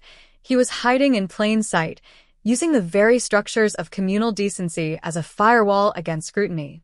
The expert witnesses, criminologists, forensic psychologists, and behavioral analysts take the stand one after another, their testimony weaving together to form an undeniable picture of a compartmentalized predator. They explain to the jury that this man did not suffer from a split personality. He possessed a singular, highly focused consciousness that allowed him to compartmentalize his violent impulses into a rigid, controlled, and deeply compartmentalized life. He was not a madman. He was an architect of his own pathology, an individual who had achieved a level of control over his own environment that defies the conventional understanding of criminal behavior. The defense, meanwhile, has been reduced to a state of near total obsolescence. Their attempts to introduce evidence of his civic contribution have been systematically dismantled by the prosecution's cross-examinations. Every positive interaction with a neighbor, every act of charity, every moment of helpfulness is now being re-evaluated through the lens of tactical manipulation. The defense team looks tired, defeated, and profoundly isolated. They are clearly aware that they are not defending a client. They are defending an indefensible reality. Their attempts to bring in character witnesses have backfired spectacularly. Every person they call to the stand is now being questioned about whether they would have ever supported the suspect had they known about the ledger, the storage unit, or the photographs taken during the search parties. The result is a series of testimonies that have only served to deepen the community's sense of betrayal and to highlight the killer's manipulative genius. As the week progresses, the trial has become a public exorcism. The community of Blackwood Creek, which once prided itself on its quiet, peaceful nature, is now being forced to reckon with the reality that their sense of security was a house of cards. Public opinion has shifted from a desire for justice to a desire for eradication. The demands to tear down the suspect's properties have grown into a movement, a reflection of the town's collective need to physically remove every trace of the monster from their environment. The prosecution, however, has maintained a disciplined, professional focus, keeping the trial centered on the legal requirements for a conviction. They understand that the emotional catharsis of the town, while valid, is not a legal substitute for the due process required to ensure that the Blackwood butcher never walks free again. The final piece of evidence introduced by the prosecution, a set of audio recordings recovered from the suspect's hidden digital archives, has proven to be the most devastating of all. These recordings, taken on the nights he chose to target his victims, capture his voice as he scouted their homes, as he debated his tactics, and as he reveled in the thrill of the hunt. Hearing the killer's voice, cool, rational, and completely devoid of empathy, has been a traumatic experience for everyone in the courtroom. It has stripped away the last, desperate hope that there was a human element to him. It is a recording of an apex predator in his element, a man who viewed the lives of others as an expendable, trivial resource. The jury, faced with the undeniable reality of his own words, has effectively arrived at their conclusion. There is no ambiguity, no doubt, and no room for the defense's narrative of accidental circumstance. As the court adjourns for the weekend, the mood in Blackwood Creek is one of grim, expectant silence. The town knows that the trial is approaching its final, dramatic conclusion. The investigators, having completed their work, now sit in the gallery, watching as the narrative they have painstakingly reconstructed for 39 years finally takes hold of the public consciousness. They have succeeded where their predecessors failed, not through a stroke of genius, but through the brutal, grinding work of staying with the evidence until it revealed its secrets. The cold case is not just closed, it has been completely and utterly dismantled. The mystery, which had haunted the lives of generations, is now a matter of documented, undeniable fact. As the sun sets over the town, the light catches the windows of the courthouse, a building that now stands as the site of a profound, essential reckoning. The journey is nearly complete. The butcher has been revealed, the victims have been vindicated, and the town is ready, finally, to face the dawn of a truth that is no longer hidden in the shadows. The evidence is now in the hands of the jury, and the world is waiting for the verdict that will finally, and forever, define the legacy of the Blackwood butcher. The tension within the courtroom reached a point of near-total stasis as the jury retreated to the deliberation room, their faces masks of profound gravity. The chamber was vacated, yet the silence left behind was not empty. It was heavy with the collective history of the 19 days of testimony that had shattered every illusion Blackwood Creek had ever held about itself. Outside, the town existed in a state of suspended animation. For the residents who had lived in the shadow of the Blackwood butcher for nearly 40 years, the hours of deliberation were an eternity, a forced confrontation with the reality that the man who had sat on the town board, the man who had handed out candy during the parades, and the man who had been a staple of their community life was, in fact, a predator of incomparable, cold-blooded efficiency. In the deliberation room, the 12 jurors were faced with a burden that went far beyond the legal requirements of the trial.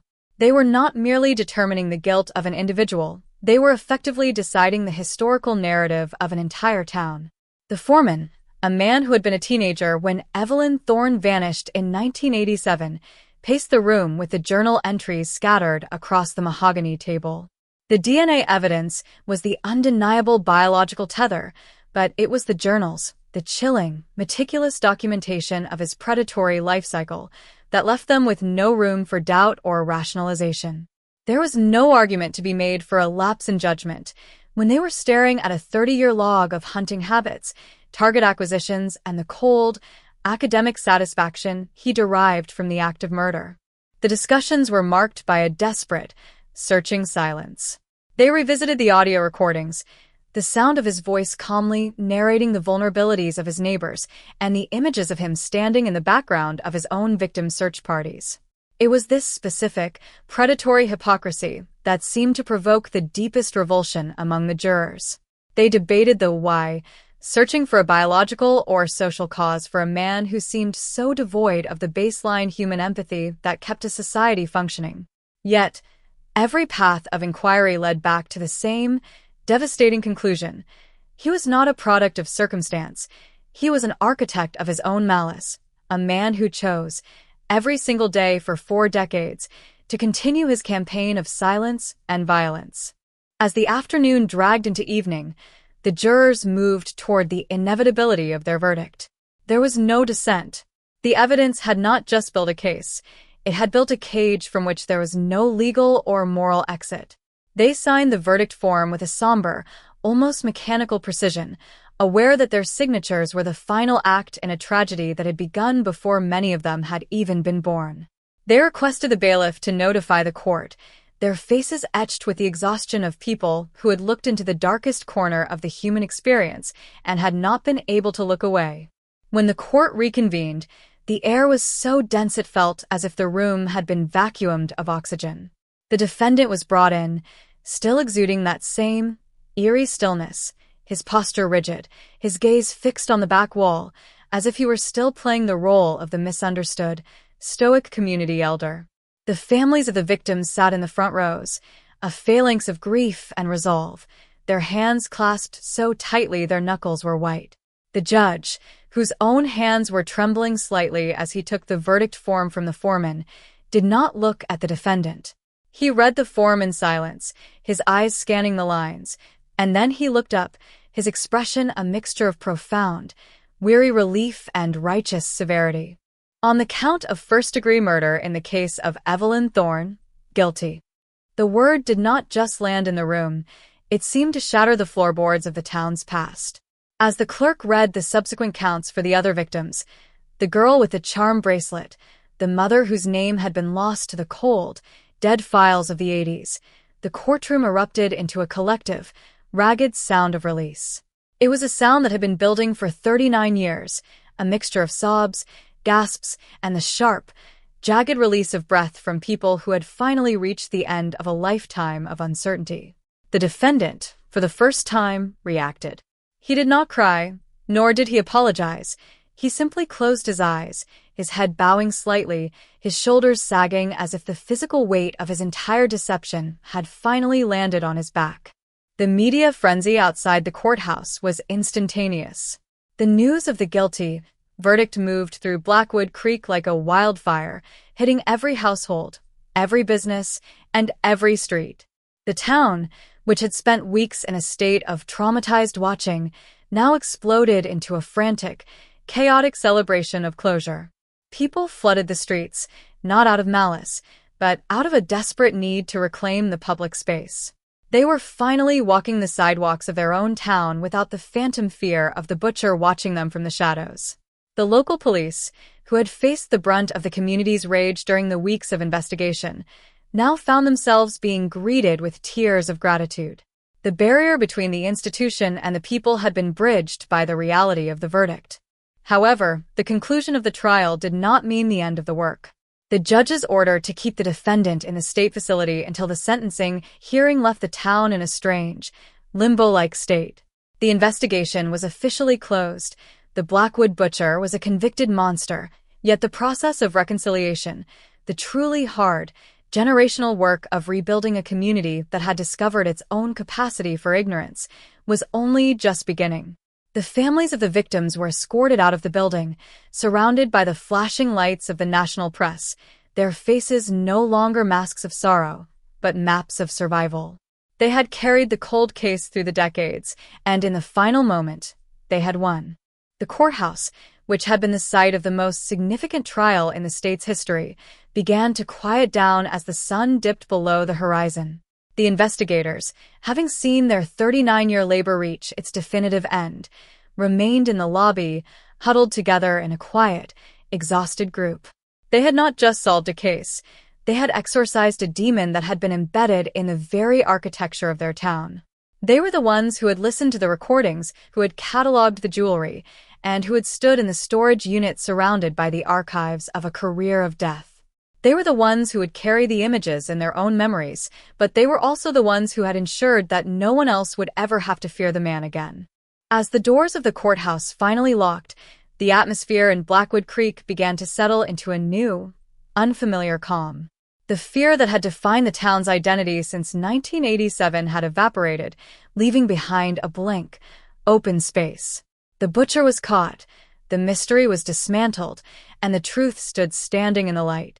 The 18th stage of this saga was the definitive, unyielding proof that no matter how long the darkness holds a secret, the truth is a gravity that eventually pulls it to the surface.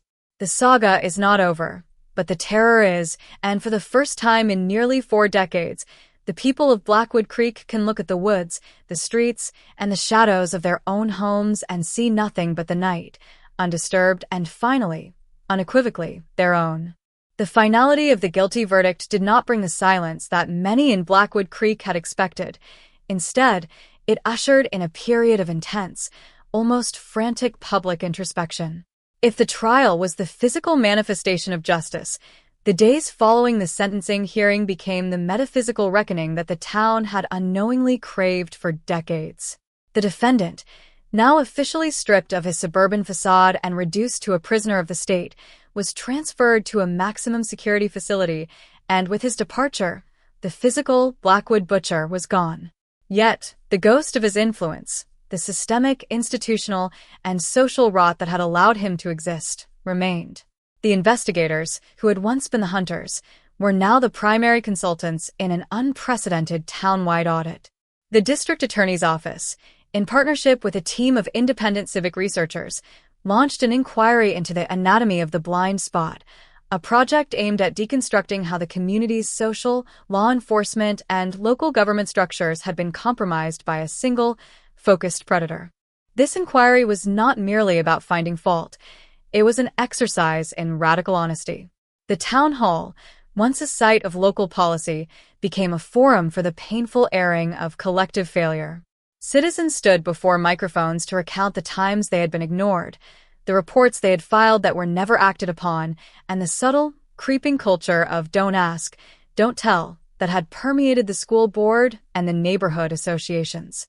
It was a cathartic, agonizing process. The revelations were stark. It was discovered that the butcher had not just acted alone. He had created a climate where suspicion was treated as a social faux pas, where the good neighbor was someone who never questioned, never probed, and never reported anything out of place.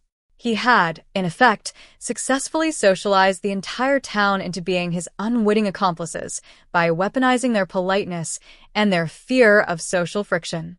The psychological impact of this realization on the town's youth was particularly profound. A generation of young people who had grown up in the shadow of the butcher's presence were now being asked to reconcile their formative years with the knowledge that their community had been a playground for a serial killer. Local educators and counselors were tasked with developing a new curriculum, one that replaced the old, implicit teaching of trust your neighbor with a more balanced, nuanced philosophy of be vigilant, ask questions, and prioritize transparency. This was the new, hard-won wisdom of Blackwood Creek. They were not becoming a town of cynics.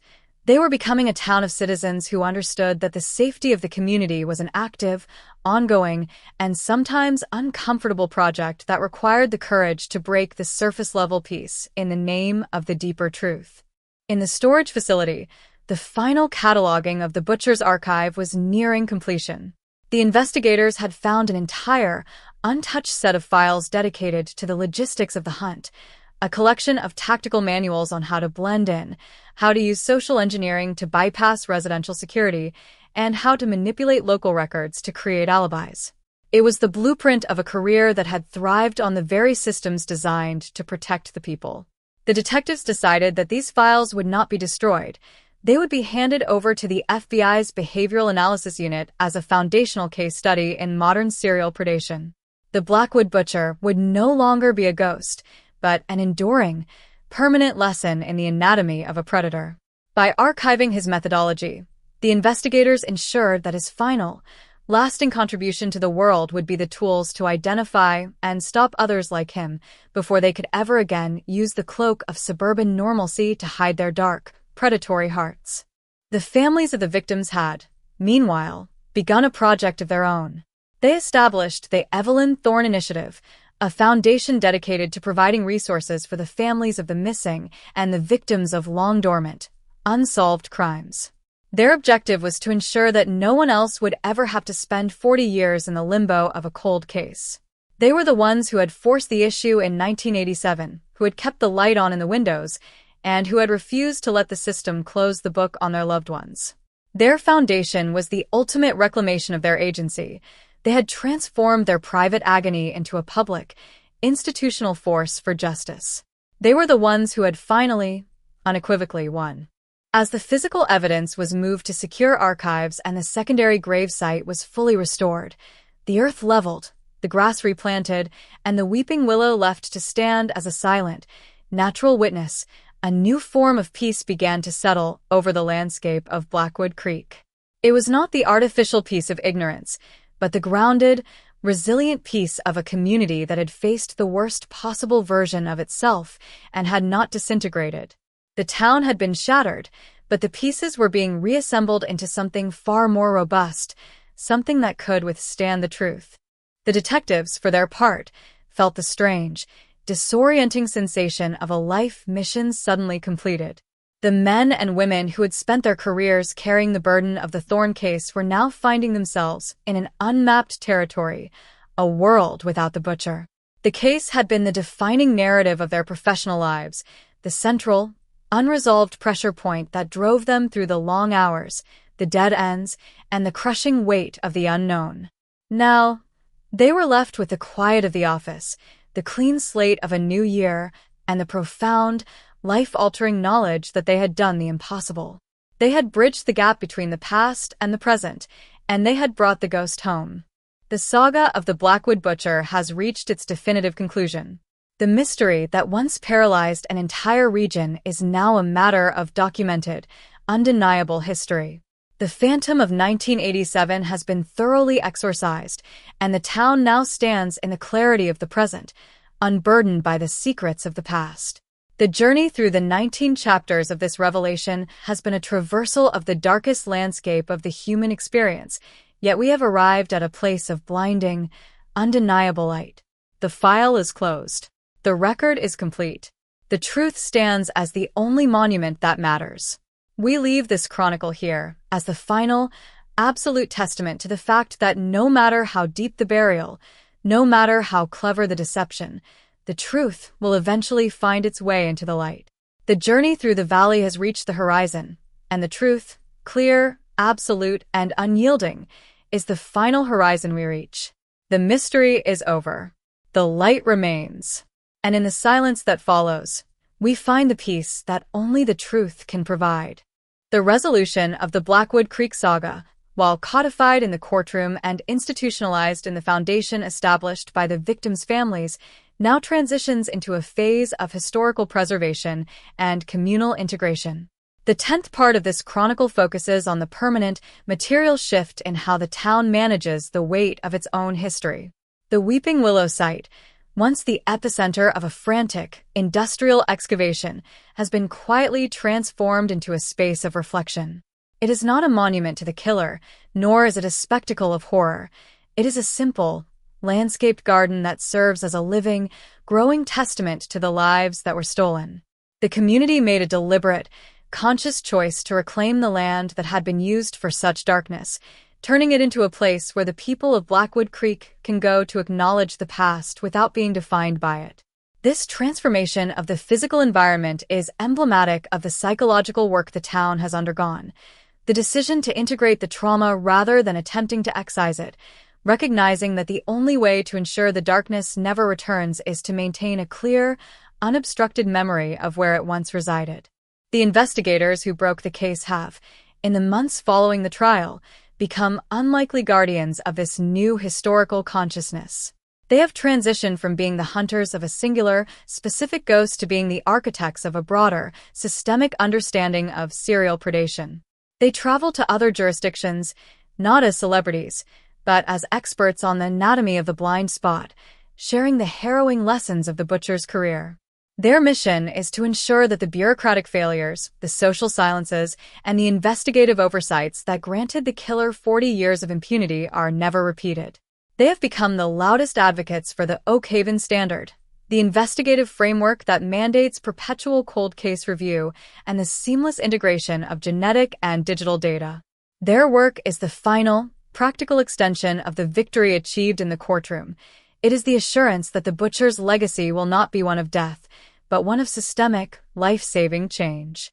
The families of the victims, through the Evelyn Thorne Initiative, have expanded their reach, becoming a national voice for the families of the forgotten.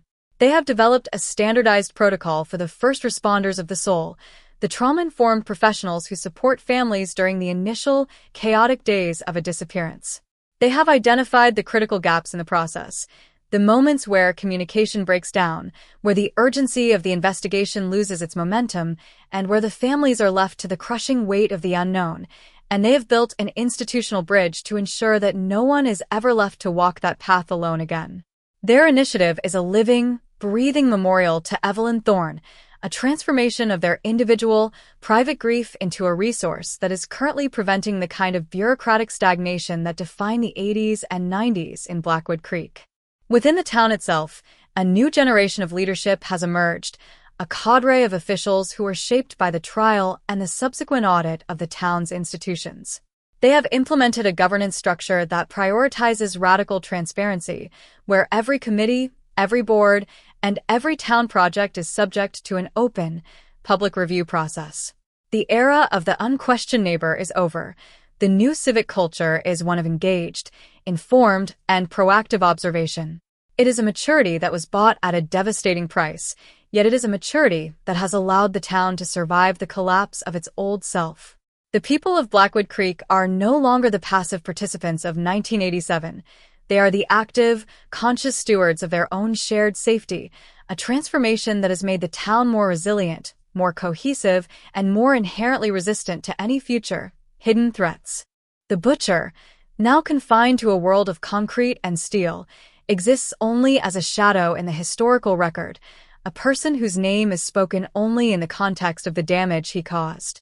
His archive, once the pride of his pathology, has been reduced to the role of a cautionary, academic resource. It is the final, definitive irony of his life that he, the man who craved absolute control over his legacy, has lost all control over it. His story is no longer his own. It is the story of the town that caught him, the families that fought him, and the investigators that finally brought him to light. He is a relic, a ghost that has been successfully contained, and his existence is no longer a factor in the life of the community. The town has moved on, moving forward into a future that is finally, mercifully, their own to build, unburdened by the secrets of the dead and emboldened by the knowledge that they were capable of facing the fire and surviving it. This 10th reflection on the Blackwood Creek saga serves as the stabilizing, middle ground of our chronicle, the point where the shock of the discovery meets the enduring, permanent reality of the aftermath.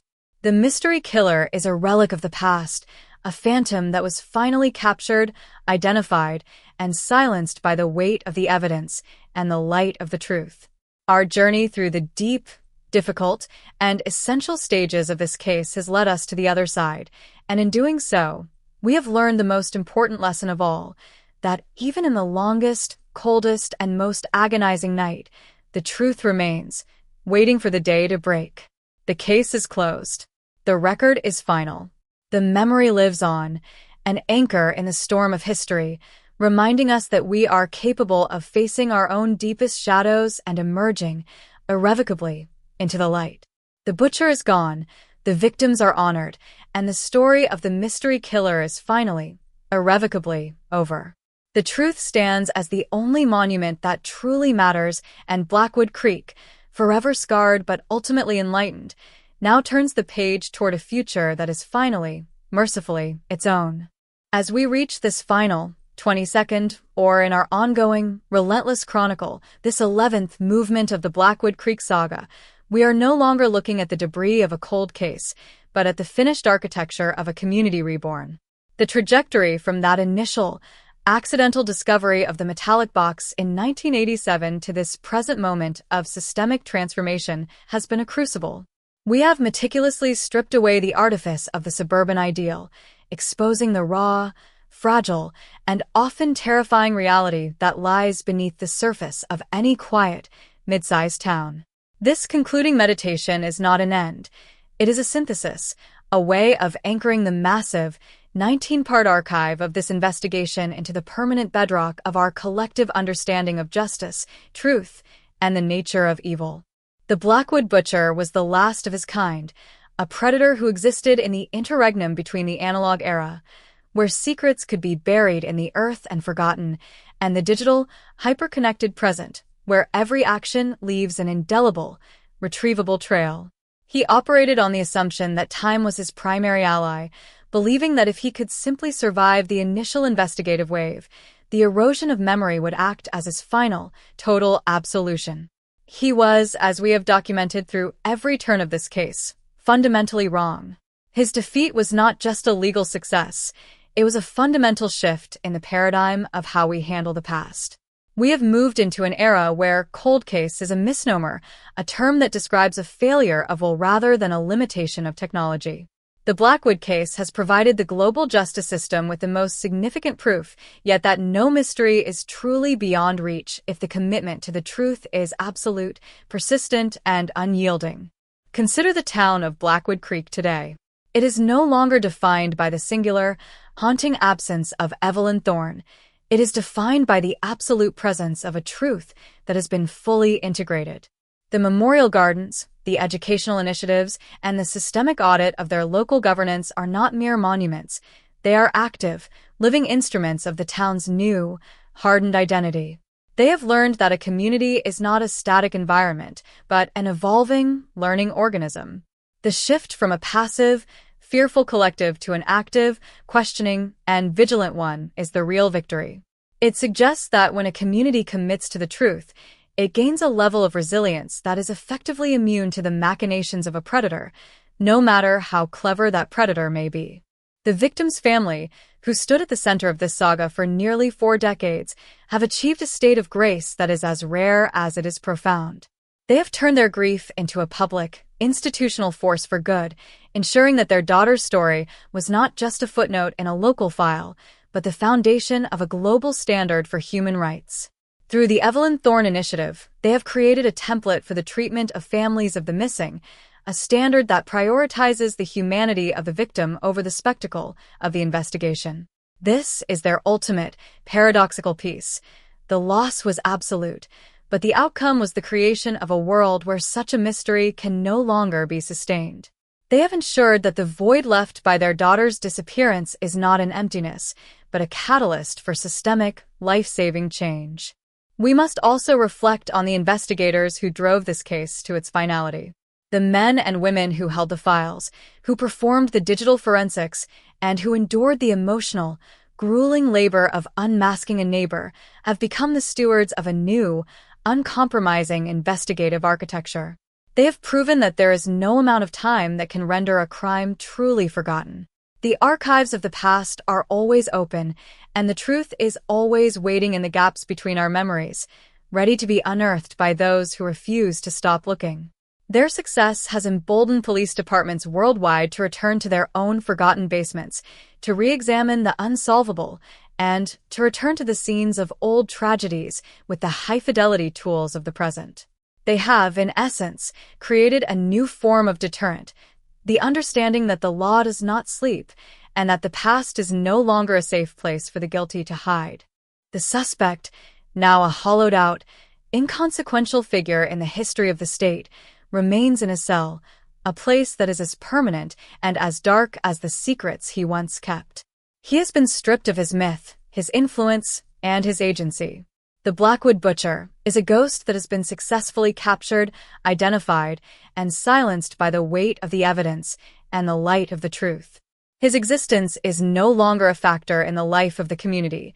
He is a cautionary tale, a lesson in the pathology of a predator who believed that he was the master of his own reality, only to be utterly dismantled by the simple, inexorable force of the truth. His legacy is nothing more than the cautionary footnote in the history of human failure, a permanent mark of our capacity to overcome the impossible, to honor the forgotten, and to stand as a community against the darkness. This 11-part, 19-stage chronicle of the Blackwood Creek mystery has been a traversal of the darkest landscape of the human spirit. We have moved from the damp, pine-scented evening of 1987 to the sterile, resolute courtroom of 2026, and in doing so, we have reached the other side. The phantom is gone. The mystery is dismantled. The town is left to continue its long, deliberate process of transformation. But the lessons endure. They remain as a blueprint for the future of justice, a testament to the power of persistence, and a warning against the dangers of silence. The long, dark night of the cold case has ended, not with a sudden burst of sunlight, but with the steady, insistent dawn of objective truth. The story of the mystery killer is no longer a source of fear. It is the definitive, total, and permanent record of a battle that was won. The file is closed. The record is complete. The truth stands as the only monument that matters. We leave this chronicle here as the final, absolute testament to the fact that no matter how deep the burial, no matter how clever the deception, the truth will eventually find its way into the light. The journey through the valley has reached the horizon, and the truth, clear, absolute, and unyielding, is the final destination we have reached. Blackwood Creek, once scarred but now enlightened, stands as a testament to the endurance of the truth, forever changed by the fire, but finally and completely reclaimed by the light. The Odyssey is complete, the story is written, and the truth, in its final, unwavering form, remains standing. The case is finished. The mystery is over. And in the final, profound silence that follows, we find the only conclusion that justice could ever truly demand. The light remains, and the truth, at last, is home. The conclusion of the 11th segment brought us to the final, structural resolution of the Blackwood Creek saga, yet there remains a necessary, final meditation on the endurance of the record itself, the 12th and absolute terminal point of this narrative journey. We have spent this odyssey dismantling the phantom of the Blackwood Butcher, piece by piece, from the initial, accidental breach of the floorboards in the Victorian house to the comprehensive, multi-layered auditing of the town's civic infrastructure. We must now address the final, existential reality. What happens when the mystery is truly, irrevocably solved? We are left with the silence that follows a long, deafening roar, a quietude that is not the absence of history, but the presence of a history that has been finally and completely accepted. The Blackwood Creek case has evolved beyond the boundaries of a simple criminal investigation. It has become a foundational document for the modern investigative standard. We have detailed the forensics, the psychological deconstruction of the predator, and the social metamorphosis of the community, but we must now reflect on the permanence of the written record. The 19-part chronicle, now fully documented, serves as a barrier against the historical revisionism that often follows the death of a mystery. In many cold cases, the lack of a comprehensive, centralized record leads to the mythologizing of the killer, a process where the horror is softened by the passage of time and the predator is transformed into a figure of folklore. By locking this narrative into a permanent, exhaustive account, we have prevented the butcher from ever reclaiming his status as a ghost. He is now and will remain a documented, analyzed, and thoroughly neutralized historical figure, stripped of all the mystery that once served as his primary weapon. This permanent record is also a testament to the new standard of radical transparency that Blackwood Creek has adopted. The town's transition from a place of secrets to a place of open archives is the most significant social legacy of this case. Every document, every record of the oversight failures, and every piece of the butcher's own carefully curated archives has been digitized and made available to the public. This is not just a gesture of openness. It is an active, defensive strategy against the return of the conditions that allowed such a predator to flourish. The town has learned that the darkness thrives in the gaps of information, and by ensuring that there are no gaps, by ensuring that every facet of their history is accessible, they have effectively immunized themselves against the return of a similar threat. The victims, whose lives were once truncated by the actions of an invisible predator, have now been restored to their proper place in the narrative. They are the focal points of the town's collective memory. The Evelyn Thorne Initiative, now a mature and influential institution, continues to expand, providing a blueprint for justice that is being adopted in jurisdictions across the state and beyond. Their work has created a world where the cold case is no longer an accepted reality of the legal system, but an administrative failure that is immediately addressed with the full force of modern forensic capability. Their legacy is the creation of a system that is as persistent, as relentless, and as unyielding as the killer's own pathology once was. They have matched his commitment to the hunt with a superior commitment to the truth. As we reach this 12th and final movement of our chronicle, we must also acknowledge the investigators who stood at the front lines of this battle for over 3 decades. They are the heroes of this narrative, not because of a single, heroic act, but because of their refusal to surrender to the inevitability of the unsolved. They stayed with the evidence. They followed the leads into the deepest, most uncomfortable corners of the town's identity, and they never once allowed the cold case to become the forgotten case. Their persistence has set a new bar for the profession, demonstrating that the pursuit of truth is not a time-limited task, but a lifelong obligation to the humanity of the victims. They leave behind a department that is fundamentally changed, one that understands that the past is the most powerful tool for solving the future. The suspect himself, the man who once believed he was the master of his own fate, the architect of his own perfectly executed double life, is now a shadow in the machinery of the state. He has been entirely and completely erased from the social life of Blackwood Creek. There are no monuments to him, no references in the public record that do not detail his crimes, and no memory of him that is not colored by the knowledge of what he truly was. He is the ultimate, total failure, a man who dedicated his entire existence to being an immortal shadow, only to end his life as a forgotten, despised, and fully exposed relic of a past that the world has moved beyond. His attempt at immortality failed precisely because he underestimated the human capacity for and commitment to the truth. The landscape of Blackwood Creek itself is perhaps the most eloquent witness to the conclusion of this saga. The streets that were once navigated with the caution of a community under siege are now, once again, the paths of daily life. The houses that were once seen as potential crime scenes are now just homes, the woods are just woods, and the people are just people. The terror has dissolved, replaced by a grounded, resilient, and inherently vigilant peace. The town has learned that the darkness is a part of their reality, but it is not the totality of it. They have integrated the trauma, learned from the failures, and built a future that is finally their own to possess. We close this 12-part, monumental record with the understanding that justice is not a singular event, but a continuous process of reconciliation. It is the work of ensuring that the truth is never suppressed, never forgotten, and never minimized. The Blackwood Creek case has provided us with the absolute, final roadmap for that work. It has shown us that as long as we have the tools of science, the persistence of memory, and the courage to confront our own failings, there is no secret that cannot be brought to light. This is the definitive, total end. The phantom of 1987 is gone.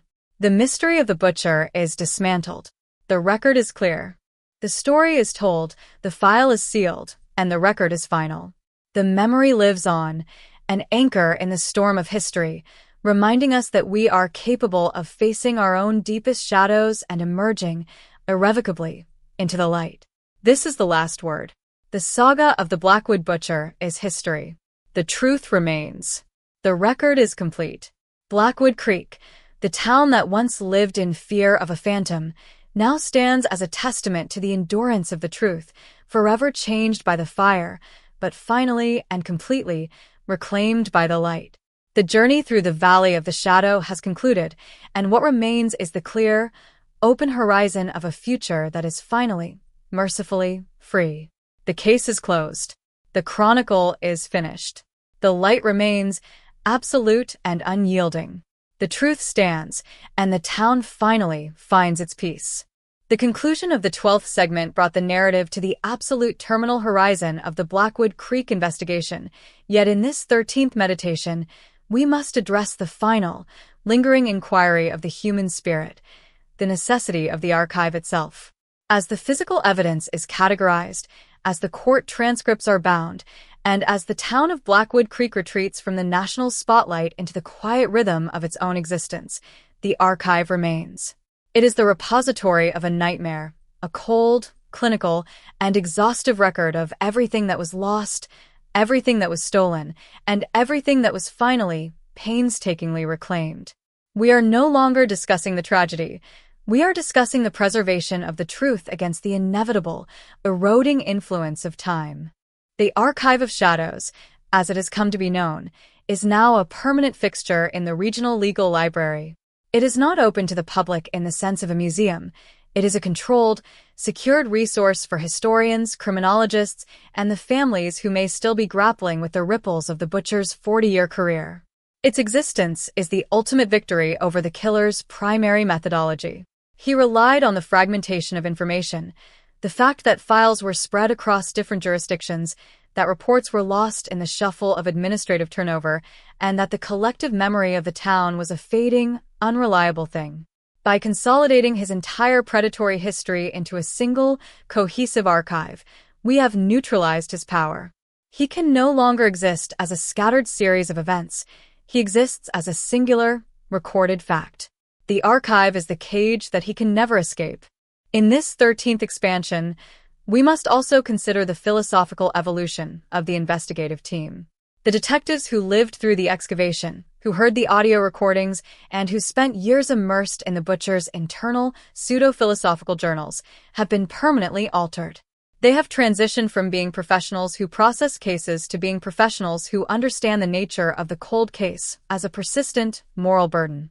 They have established a new, informal fellowship and network of investigators across the state who share a common, unyielding philosophy that the victim's right to the truth does not have an expiration date. This, perhaps, is the most lasting legacy of the Blackwood Creek case. It has created a generation of investigators who are no longer content with the dead end, but who view every unsolved file as a temporary failure that must be corrected. The community of Blackwood Creek, meanwhile, has reached a state of tempered normalcy. They have not forgotten, but they have moved from a state of acute, reactive trauma to a state of sustained, historical awareness. The Weeping Willow site has become a focal point of this new identity, a place where the town can gather to recognize that their peace was bought at an agonizing price. The act of visiting the site is no longer one of fear, but one of recognition. It is an acknowledgement that the darkness exists, that it can reside within the most benign-looking corners of the human world, and that the town is now, and will always be, committed to the light. This is the new, structural health of the community. They are no longer a town of strangers living in the shadow of unspoken fears. They are a town of citizens who know their own history, who accept their own vulnerabilities, and who have decided that the truth is the most effective form of communal defense. The victims' families continue to operate the Evelyn Thorne Initiative, and as they move into their second year of formal operation, they have begun to expand their focus beyond the local region. They are partnering with national forensic labs to develop new, cost-effective methods for analyzing the legacy of John and Jane Doe cases from the late 20th century. They are providing the funding, the logistical support, and most importantly, the emotional, trauma-informed guidance to investigators who are working on cases that have been stagnant for decades. Their work is a direct continuation of the butcher's final, involuntary service to the world. He forced us to become better at finding the monsters, and the families are ensuring that the world uses those skills to the benefit of all who have been lost. As we reach this 13th milestone, we must also address the state of the butcher himself. He remains in the high-security facility, a man who has been stripped of the one thing he valued above all else, his relevance. He is no longer the center of a town's fear, nor is he a subject of mystery. He is merely an aging, discarded, and thoroughly analyzed prisoner of the state. His life, which was dedicated to the systematic erasure of others, has ended in the total erasure of his own name from the narrative of his home. He is the man who is not spoken of, the man who is not remembered, and the man who, in the end, achieved exactly what he deserved: a lifetime of total, profound insignificance. The landscape of the town has also settled into a new, architectural harmony. The properties that were once associated with the butcher have been repurposed. Some have been cleared and donated to the town's park system, while others have been sold, their histories meticulously disclosed, their previous lives fully purged. Blackwood Creek is a place that has been physically, metaphorically, and institutionally cleaned. It is a town that has been through a crucible and has emerged on the other side, perhaps a bit harder, a bit more guarded, but fundamentally more alive. They have realized that the truth is not a burden. It is the oxygen that a community requires to truly breathe. We close this 13th reflection with a final, lingering thought on the nature of justice. Justice in the Blackwood Creek case was not a grand, singular event. It was the accumulation of a million tiny, agonizing choices made by people who refused to let the darkness win. It was the choice of the sister, who never stopped asking questions, the choice of the forensic technician, who went back to the samples for the 10th time, the choice of the prosecutor, who refused to compromise, and the choice of the community that, however late, finally decided to see. Justice, in the end, is not something that is delivered by the state. It is something that is constructed by the people, one act of courage at a time. This, then, is the 13th word. The saga of the mystery killer is history. The mystery is over. The archive is closed, the record is set, and the truth, in all its stark and necessary weight, remains standing. Blackwood Creek, the town that once lived in fear of a phantom, now stands as a testament to the endurance of the truth, forever changed by the fire, but finally and completely reclaimed by the light. The journey through the Valley of the Shadow has concluded, and what remains is the clear, open horizon of a future that is finally, mercifully, free. The case is closed. The chronicle is finished. The light remains. And in the silence that follows, we find the peace that only the truth can provide. The mystery is dead. The truth lives. The light is total. The resolution of the Blackwood Creek saga has reached a state of historical sedimentation, where the raw, explosive truths of the trial have settled into the steady, enduring reality of a community that knows exactly what it has survived. In this 14th expansion of our chronicle, we turn our attention to the final, necessary integration, the transition of the Blackwood Butcher from a living, breathing, and terrifying presence into a fixed, inanimate point in the regional history books. We are no longer observing a developing story. We are observing the final, stabilizing process of closure. The Archive of Shadows is now fully sequestered, its contents cataloged, and its impact codified. The town has stopped looking over its shoulder, not because the fear has vanished. Fear is a memory that doesn't simply evaporate, but because the fear has been rendered obsolete by the sheer, overwhelming light of the truth. We must consider the philosophical shift that has occurred within the town's civic identity. Blackwood Creek is currently engaged in the task of re-narrativization. They are rewriting the local history, not to erase the butcher, but to place him in his proper, diminished context. The town's historical society has been tasked with creating an official record of the 1987 to 2026 era, a project that is as much about psychological recovery as it is about historiography. They are cataloging not just the crimes, but the systemic failures, the moments of communal blindness, and the incredible, persistent efforts of the victims' families who kept the fire burning for 40 years. This record will serve as a permanent, pedagogical tool for future generations, ensuring that no one in Blackwood Creek will ever again mistake a good neighbor for a good person without the necessary, critical scrutiny. This is the ultimate, mature evolution of the town. They have realized that their history is not something that happens to them, but something that they must actively, consciously curate. The investigators, now veterans of the most significant case of their lives, have begun the process of debriefing the town's institutions. They are conducting a series of closed-door seminars for the local police, the school board, and the municipal offices, teaching them how to recognize the markers of predatory behavior, how to handle the initial report of a disappearance with the necessary urgency, and how to maintain the forensic integrity of a case long after the initial trail has gone cold. Their expertise is becoming a vital commodity, sought after by agencies across the state. They have become the architects of the Blackwood Standard, a set of best practices that will serve as the town's most important gift to the broader world. The tragedy of Evelyn Thorne has become a source of systemic immunity, a transformation that is as practical as it is profound. The families of the victims have also reached a new stage of their journey. The Evelyn Thorne Initiative is now a fixture of the town's infrastructure, a permanent, self-sustaining organization that is actively influencing state legislation on the storage of forensic samples and the funding of cold case units. They are no longer the grieving survivors of a forgotten injustice. They are the empowered, knowledgeable architects of a new legal reality. Their work is a daily, living tribute to the lives that were taken, and it provides a sense of purpose that has allowed them to finally, truly begin the process of healing. They have reclaimed the narrative of their loss, turning it into a force that is actively preventing other families from ever having to endure the same agonizing path of uncertainty. The butcher himself, in his state-run confinement, has become a complete non-entity. He has been subjected to a final, comprehensive psychological analysis, the results of which will be used in future psychiatric research into the nature of the compartmentalized predator. He is not a celebrity in his prison.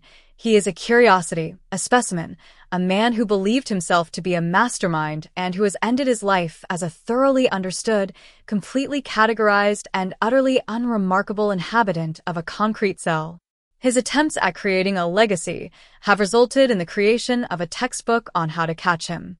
He is the master of his own destruction, the man who spent 40 years building a monument to his own cleverness, only to provide the foundational data for his own clinical dissection. As we look at the landscape of Blackwood Creek today, we see a town that is finally, fully inhabiting its own time. The summer gardens are lush. The streets are filled with the normal, unhurried cadence of suburban life, and the parks are vibrant with the noise of children playing.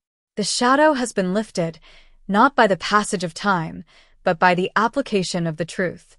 The town knows that they were capable of housing a monster for 4 decades, and they know that they are capable of defeating him through the sheer, grinding persistence of the truth. They are a community that has looked into the abyss, has seen the horror for what it is, and has decided, collectively, to turn around and walk away from it forever. This 14th reflection serves as the final, internal consolidation of our narrative. We have documented the shift from the chaos of the 80s to the clarity of the present. We have tracked the movement of truth from the shadows of a hidden grave into the bright, unyielding records of the state. We have witnessed the evolution of a community from a place of fractured, silent grief into a beacon of collective resilience. The story of the Blackwood Creek mystery is officially, entirely, and irrevocably over. The narrative is no longer an unfolding event. It is a fixed point in our history, a standard against which all future investigations will be measured. As we bring this monumental record to its ultimate, final stages, we reflect on the nature of light and shadow. The killer lived by the shadow, and he was consumed by it. The community lived in the shadow, and they were, for a time, diminished by it.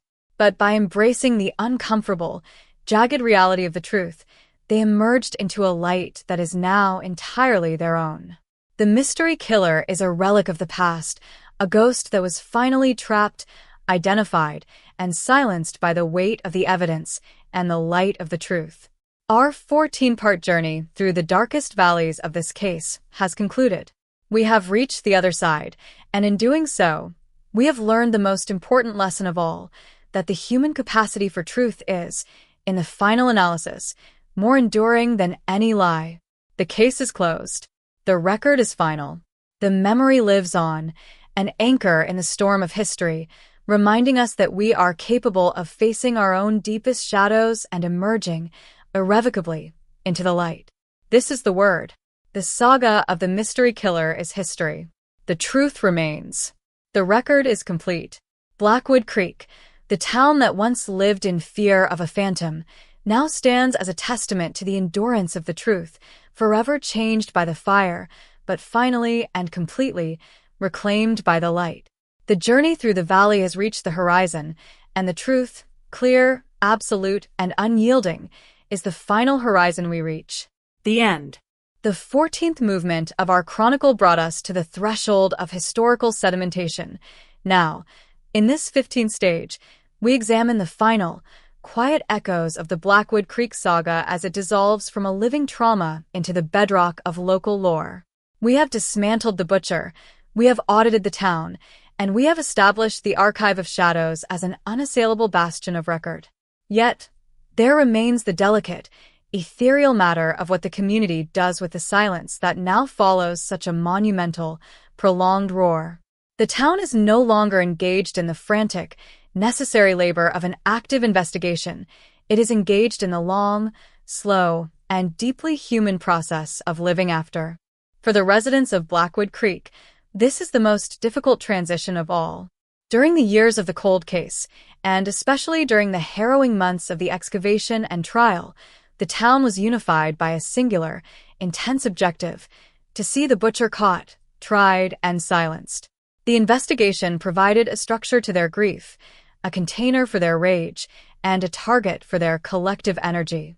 Now, that structure has been removed. The monster is in a cell, the evidence is in the archives, and the daily grind of suburban life has resumed. This return to normalcy is, for many, the most disorienting experience of the entire saga.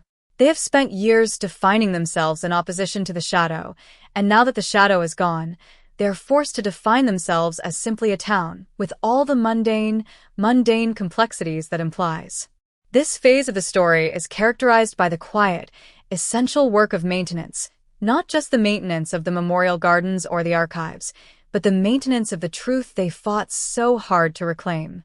The town council has formalized the Day of Remembrance, an annual gathering that is explicitly designed to prevent the event from being romanticized or relegated to a mere entry in a history book. It is a day where the focus remains steadfastly on the victims, where their names are read aloud, and where the community renews its vow to never again trade its vigilance for the comfortable convenience of silence. It is an act of communal hygiene, a way of ensuring that the trauma does not fester, but instead serves as a permanent, healthy reminder of the cost of their freedom. The investigators, too, are navigating this period of transition. The task force that was the beating heart of the resolution has been officially disbanded, its members returning to their respective departments or moving into the roles of senior advisory consultants. They still gather, informally, once a month, a group of people who possess a shared, secret knowledge of the darkest corners of Blackwood Creek. They are the keepers of the procedural memory, the ones who know exactly how many nights they spent in the storage unit, how many leads turned to ash, and how close they came to failing. Their shared bond is the glue that holds the memory of the investigation together, a private, essential brotherhood that understands that the case wasn't just solved, it was survived. Meanwhile, the Evelyn Thorne Initiative has become a model for institutional stability. They have successfully lobbied for the establishment of a state-funded forensic science residency at the local university, a program that will train the next generation of crime scene analysts in the very methodologies that finally caught the butcher. By embedding this expertise directly into the fabric of the state, they are ensuring that the lessons of the Blackwood case are not lost to time or bureaucratic drift. The butcher's legacy, as far as they are concerned, is the creation of a system that is fundamentally faster, smarter, and more relentless than he ever was. They are the architects of a future where the unsolved is an anomaly, not an expected outcome. We must also look at the physical landscape of Blackwood Creek one final time. The sites that once held such morbid fascination have been completely reclaimed. The Victorian house where the metallic box was first found has been renovated, its history fully disclosed to the new, young family who moved in with the explicit goal of starting over. They treat the home as a blank slate, a place where they are consciously building new, happy memories to replace the dark ones that resided there for decades. It is a quiet, powerful act of defiance. The town has decided that they will not let their geography be defined by the butcher's predations. They are layering over the past with the vitality of the present, a process that is as organic as it is necessary. As the months turn into years, the Blackwood Creek saga is becoming a fixture of regional literature and documentary study, but the town itself remains remarkably, defiantly ordinary. They have resisted the urge to